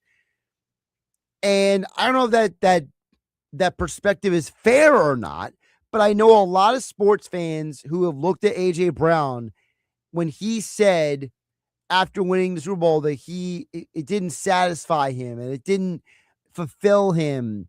And, his griping on Twitch and his cryptic posts on X and Instagram, I think it put off a lot of people because a lot of people look at that as not being grateful. There's a lot of people who look at, especially athletes like AJ Brown, who are living their dream, right? It's the idea of, there's a joke between me and a group of my friends where, we'll say, hey man, I'm living the dream. It's just not my own, it's somebody else's, and, it's a bit of a laugh, but that is actually true for a lot of people. A lot of people, they look at these pro athletes and they say, this guy is living my dream. This pro athlete is walking in the path that I would love to be. I would love to win a Super Bowl. I would love to be a millionaire. And I think a lot of people, they're going to spam calling me again. There's a lot of people who they look at athletes like AJ Brown, and the moment he started digging that hole, they just started, they're like, you know what, you want to dig that hole? Let me help you. Let me help bury you. Because there's a perception that AJ Brown is ungrateful. And when people already think you're ungrateful, nothing you can do is going to change that. Like there's people, no matter what Jalen Hurts does, they think Jalen Hurts is a bad quarterback. Jalen Hurts could win an MVP. People will still complain about him. Jalen Hurts could go out and win another Super Bowl. People will still complain about him. People are just going to come to a conclusion. And again, I think that's where Nick is. Nick has dug himself in on this Knicks thing. And Mojo, I don't think that you just hated AJ Brown now. I think that probably subconsciously maybe you didn't like him all along. Or at least somewhere along the way it crept up. More text coming in. The White Horse RV text board at 609-403-0973. Tom from Margate says, Josh, you're 100% correct. The Phillies are not giving Wheeler the respect and support he deserves with this lineup tonight. I also disagree with what Nick was saying. It was a great sports weekend. The Knicks were led by 3 Villanova greats, and watching an MLB record pitching on Friday night. And then Tom gives me the thumbs up with the sign off, Tom and Margate, the thumbs up emoji. Yeah. To me, I am always going to be a sports fan. I don't need my team to play for me to enjoy something. Excuse me. Now, I understand there's a lot of people who are not like me. I understand that not everyone can turn on the television and see something and find something that causes them to want to watch it. I know I'm the exception to the rule. But I think there, as Tom and Margate said, there's a lot of people who look at the Knicks and said, you had these young men who won a championship at Villanova at a time when Philadelphia was a miserable excuse for a sports city. And there is an emotional connection. Jalen Brunson has a house in Margate. Mikal Bridges, he has a house in South Jersey at the Shore too. These guys are seen around South Jersey. There's a connection with these guys, how these guys treat people. I always talk about how sometimes fans become fans of athletes because how they see them when the lights are not on. And I've heard all kinds of stories about how apparently Jalen Brunson is a good guy around town. And, I was at the fights on Saturday night, the boxing event, and I saw Holy Spirit High School graduate Josh Popper 2 hours, actually closer to 3 hours before he even fought. He went out to the ring and he thanked the people who were setting up. Hey, thanks for being here and setting up tonight. I appreciate you. Like those are things that to me are way more of consequence of rooting for someone is who the quality of their character is. And I think a lot of people like Tom and Margate, they have a connection with these guys. Texter didn't leave their name, so we'll call them anonymous. He says it was a great sports weekend. Knicks win a championship. Hurricanes win the cup. USA actually won a game in college baseball this weekend. It was great. Go with college baseball. It's a good point by that anonymous texter. More text coming in at 609-403-0973. JW in Ocean City says, Josh, the other day on your broadcast, you said you weren't necessarily the best person you could be when you were in your 20s. I think that is an accurate assessment for all of us when it comes to Wemby. Wemby's mature beyond his years, but he's also still young, and he still has to get past this situation. Talking about the comments that Michelle Smallman said earlier today on Unsportsmanlike, heard 6 a.m. and 10 a.m. Eastern on 97.3 ESPN. JW, I think that you're 100% right.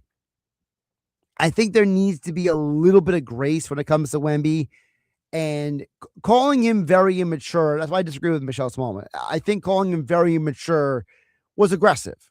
I don't think it was fair to frame him that way because of all the things he has done this postseason to show that he is mature. And I did say that. For those who didn't hear, I was talking about Andrew Painter this weekend. And I said, it was unfair for the Phillies to expect him to come out of the gates and be this stud pitcher when he's very short time removed from Tommy John surgery and didn't pitch well in the minor leagues last year. So I think that what I said, JW, you're right. JW in Ocean City texting in the text board at 609-403-0973. JW says, look, we got to apply that same concept to Wemby, that let's have a little grace. Let's understand he's a young player. Everyone who they are at 22, 24, 26 years old is not who they're going to be at 30, 32, 34 years old. Or at least I hope you wouldn't be. If you are, then,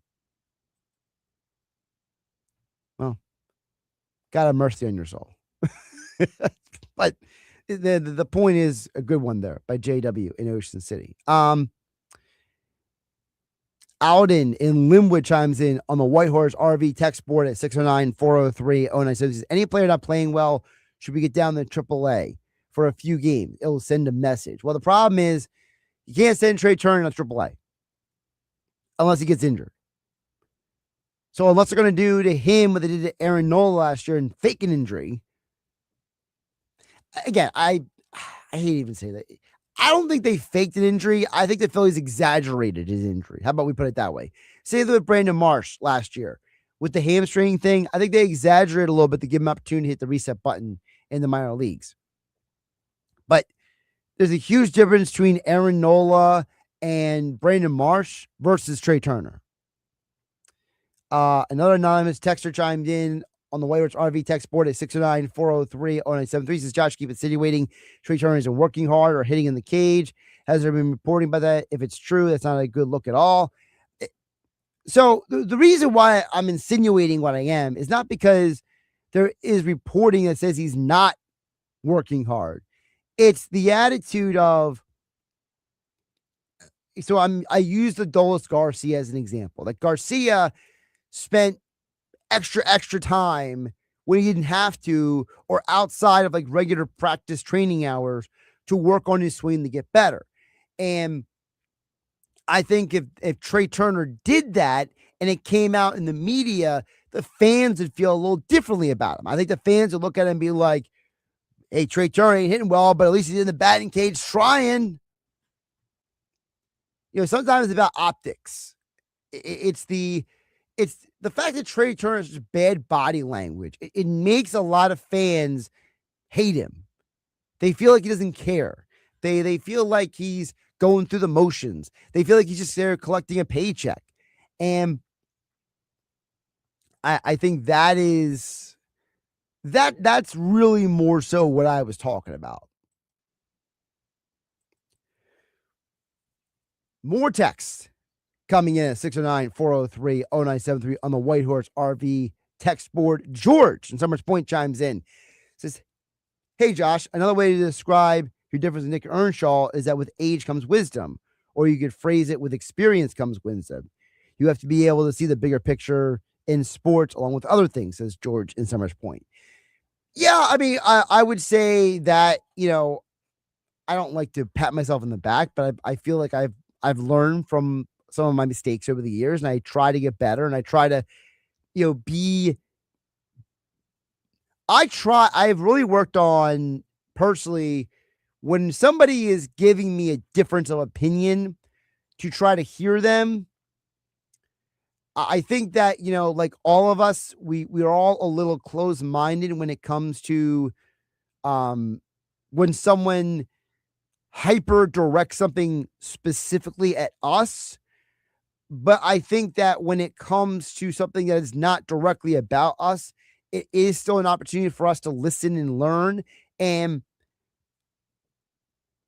George, at Summer's point, some of my favorite conversations with people in the sports arena have not always been with fans of the team that I am a fan of.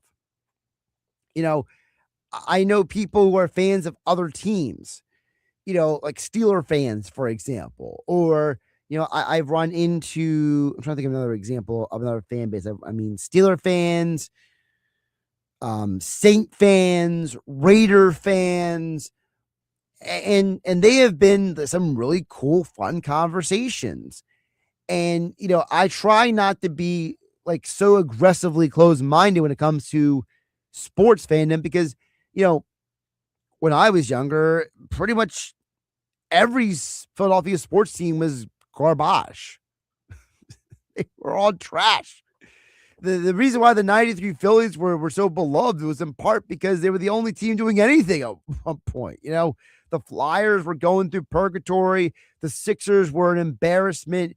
The Eagles, they fired Buddy Ryan. They promote Rich Kotite, and it was downhill from there. There was an era of Phillies sports that you're just like, I wonder what good looks like. You know what I mean? Like you turn on the television, you watch Michael Jordan in the NBA Finals, or you're watching Hakeem Olajuwon do the Dream Shake in the NBA Finals, or in hockey, you see the Red Wings and the Avalanche have these monster seasons with these stud rosters, or you watch a baseball right in the world of baseball, and you watch I'm trying to think of the Braves of the 90s or the Yankees of the late 90s. Pick whatever sport you want, and there's a part of you that's like, oh, that's what greatness looks like. That's what high level players look like. And then you always find a player on a team that's not your team that you're just like, hey, that's fun. That's cool. I can engage in it. So I don't know if it's just experience or age, George Summer's point, but I think it's the idea that I think there is a level of spoiled entitlement that comes with the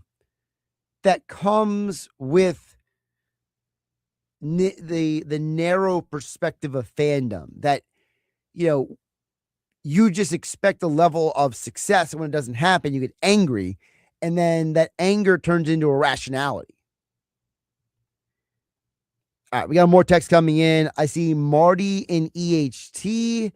Also I see Angel and Violins, and we'll get to your text on the other side. Josh Hennig filling in for Mike Gill on 97.3 ESPN FM, 97.3 ESPN mobile app, powered by First Bank of Seattle. Don't forget the 5 o'clock hour being brought to you by Cross County Connection, presenting 6 new SJ Connect shuttles, providing fare free transportation across Southern New Jersey, connected jobs, colleges, healthcare, shopping, government services, and NJ Transit hubs at no cost to riders. For details, call 856-229-7571 or visit driveless.com.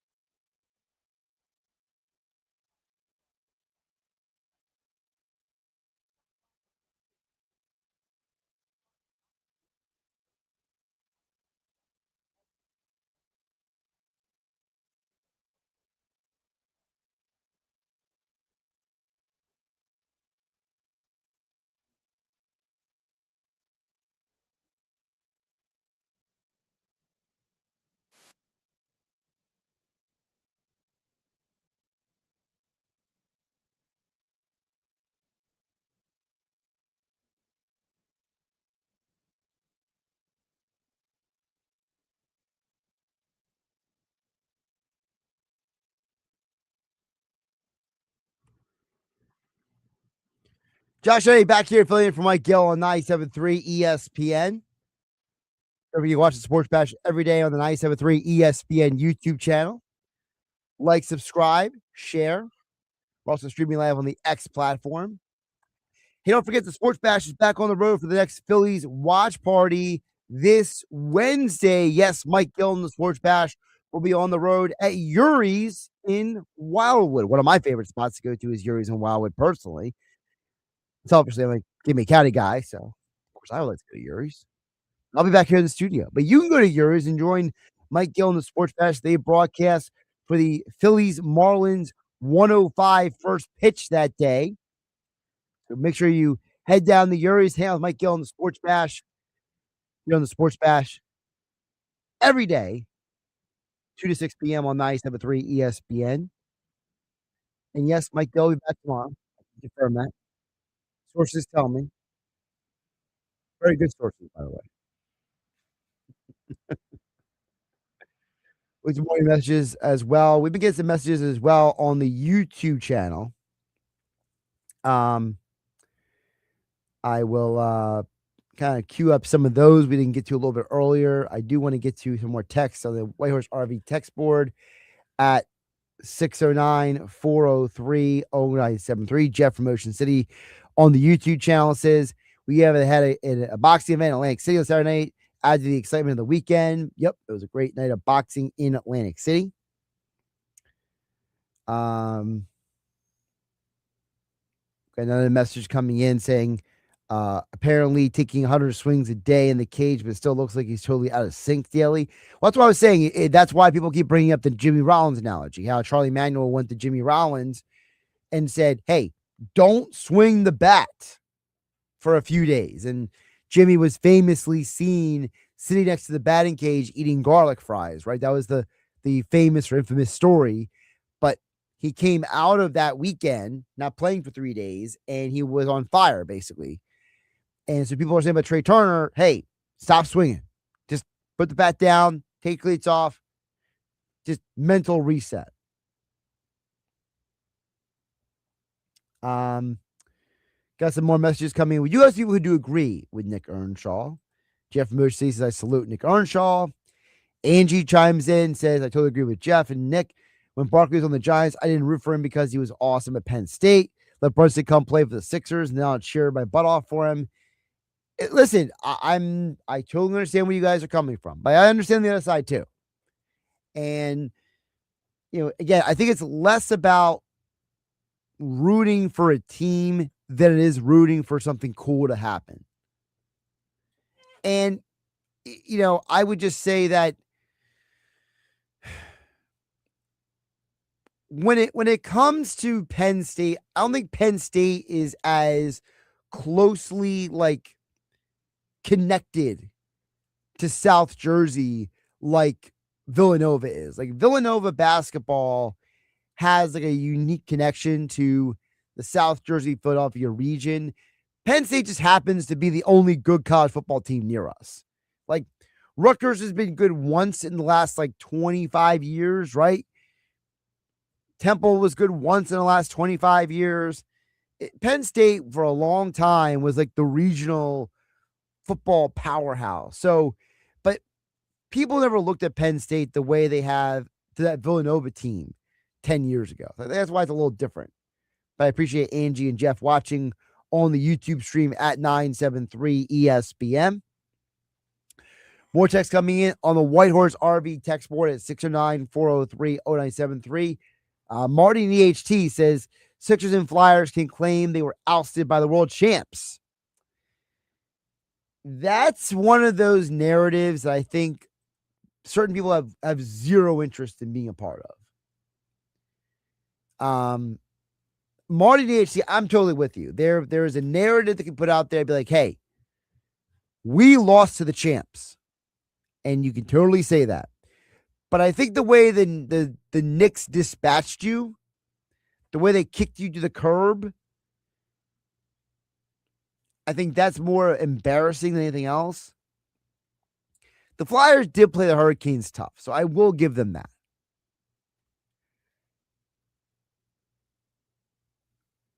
Excuse me. Also, the one problem with the basketball side of it as well is I think there's a lot of people who,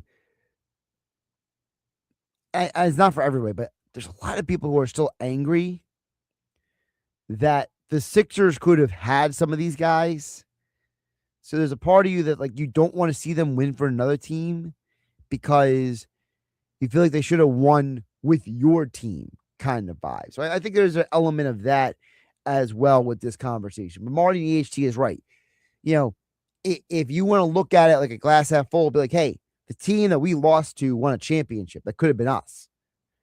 Maybe not with the Sixers, but maybe with the Flyers. You know, there's no knowing if Ladar would have gotten like ridiculously hot for like a couple more rounds, and that could have carried them to a cup championship. But we'll have to wait till next year for that.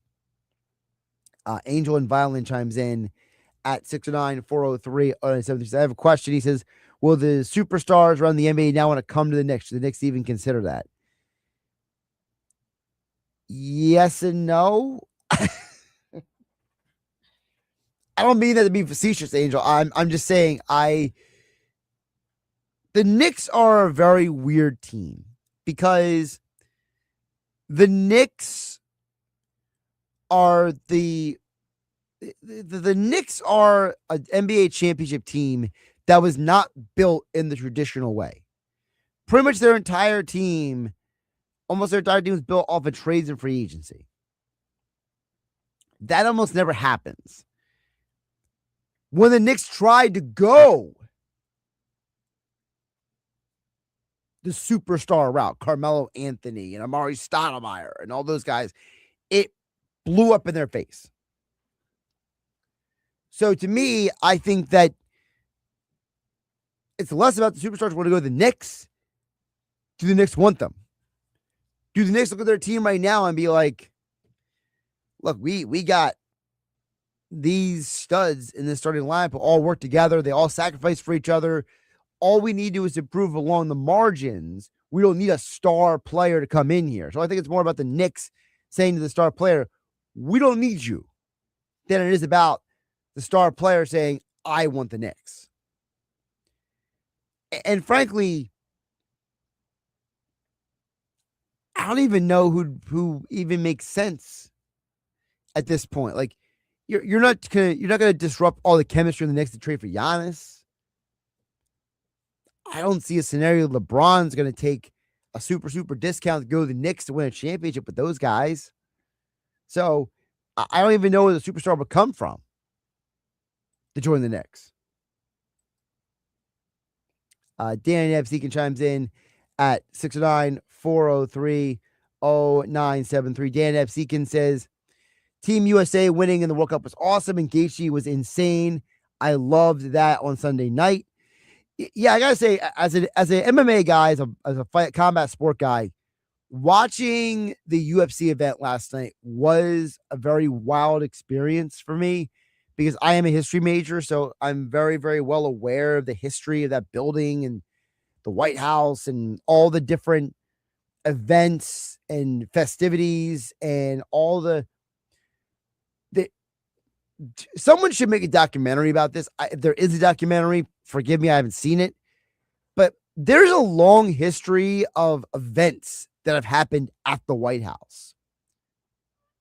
And so to put the UFC like on that list with other events and gatherings and whatever you want to call them, again, whether you like the president or not, to me, has no consequence on me being able to enjoy a sporting event. And Dan Absekin is right. Gaethje was absolutely I want to say dominant. It was a great back and forth fight. Topuria really hurt him a couple times, but you could tell that he endured, and Gaethje kept getting better as the fight went on. And to see him win, I think the stat they had last night was Justin Gaethje's been an underdog in 12 of his 18 professional fights or something like that. It's a crazy high number. And he was an underdog last night. And Michael Bisping said it best. He's not even American. He said, this is America's win. Basically, that Gaethje, the underdog, won a fight against a guy who was supposed to be way better than him. But But also the Sean O'Malley knockout last night was absolutely nuts.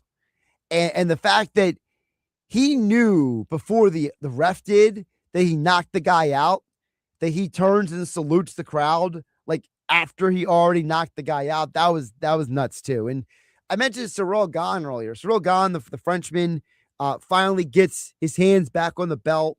That guy Cyril Gahn is really Cyril Gahn, for those who don't know, is the guy who became the interim champ when the UFC was like fighting in like closed events and like fans couldn't go because of COVID and all that stuff. And, he was kind of looked at, and me included, I'm at fault for this. We all looked at him back then as, yeah, but you won in these weird circumstances and conditions, right? And he was a guy that a lot of people were really questioning, is he legitimate? Like, can he be a legitimate championship contender long term? Because again, he was winning those fights under very odd circumstances. And the moment that he was in front of people again and he was fighting next level, the Francis Ngannous, the John Jones, he failed in both of those fights. And so there's a perception of him more like, oh, of course he's going to lose to Pereira. Pereira is the better fighter, And he had a great fight last night as well. So good job by Dan from Epstein to bring up the UFC fights on Sunday night. Let's squeeze in one more text before we hit the break. James from Delaware chimes in at 694030970. He says, so would people prefer the Eagles have lost to the Seahawks or the 49ers? Would people prefer? I don't think so. James Delaware, I don't think it's people prefer their team to lose to one team or the other. I don't think that's the narrative at all. Nobody wants their team to lose, okay? Can we establish that? I can't believe I'm having this conversation. It's the idea that, let's use the fight game, for example. I mentioned Cyril Gahn. So Cyril Gahn, the only people who he has lost to are two of the best fighters of the last decade plus. John Jones and Francis Ngannou. So if we apply that same philosophy to team sports, if the team that you lost to in the postseason goes on to win a championship, the debate is, James in Delaware, does that make you better or does it make you feel worse? For some people, it makes them feel better to say, hey, we lost, but we lost to the team that won the championship. So we're not that bad, or we're not like that other team. That's what it's more about. I don't think anyone prefers anyone to lose to in any scenario. Again, I'm just trying to be understanding of other people. I'm not saying these are, what's the thing? The thoughts and views, not necessarily like the views. I'm trying to articulate how other people feel about this stuff. I'm not trying to cast my own aspersions. I've always felt like, at least, this is what makes me different. I don't need to be critical of everybody. Some people just need to be left alone. Josh Hennig, affiliate from Mike Gill on the Sports Bash Show on 97.3 ESPN. Mike Gill will be back tomorrow on the Bash, where we will wrap up the final segment of the show coming up on the other side. On 97.3 ESPN and the 97.3 ESPN free mobile app.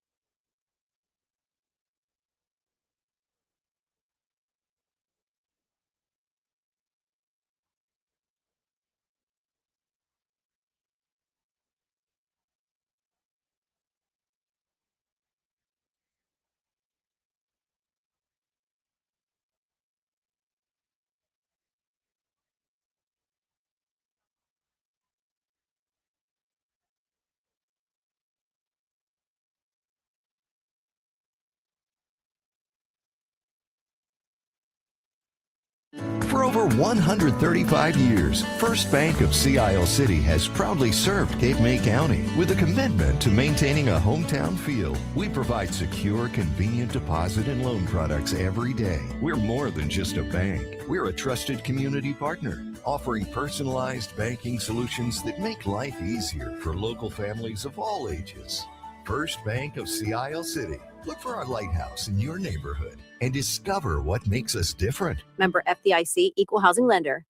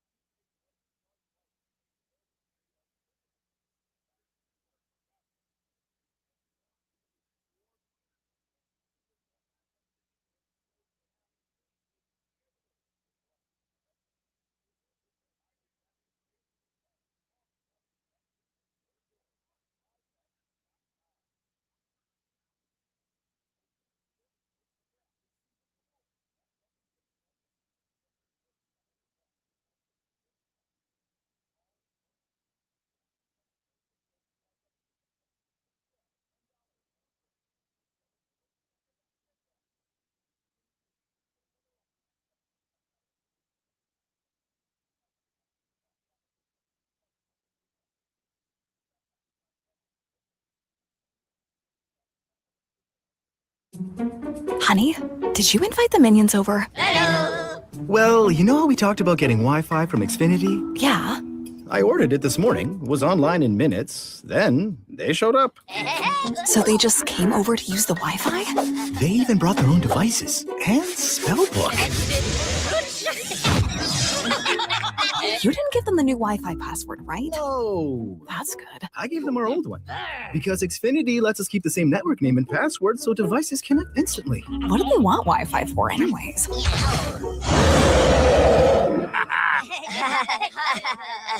Better not to know. Plausible deniability. Get streaming or scheming instantly with same-day Wi-Fi from Xfinity. Plus, lock in one price for the most reliable fiber-powered Wi-Fi for 5 years.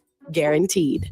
And see Minions and Monsters only in theaters. Xfinity. Imagine that. Restrictions apply. Not available in all areas. Use of fiber coaxial cable. Learn more at xfinity.com/same-day Wi-Fi.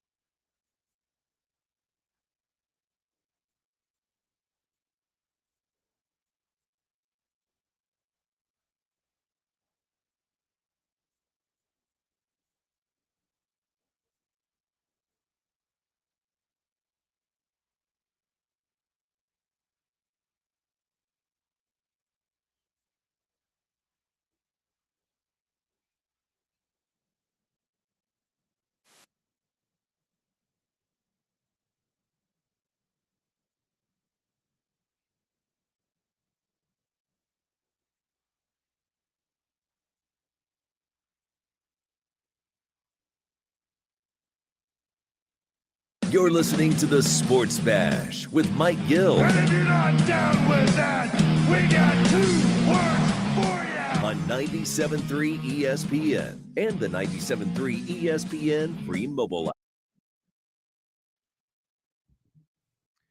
All right, wrapping up the Sports Bash. Josh Hennig filling in for Mike Gill on 97.3 ESPN.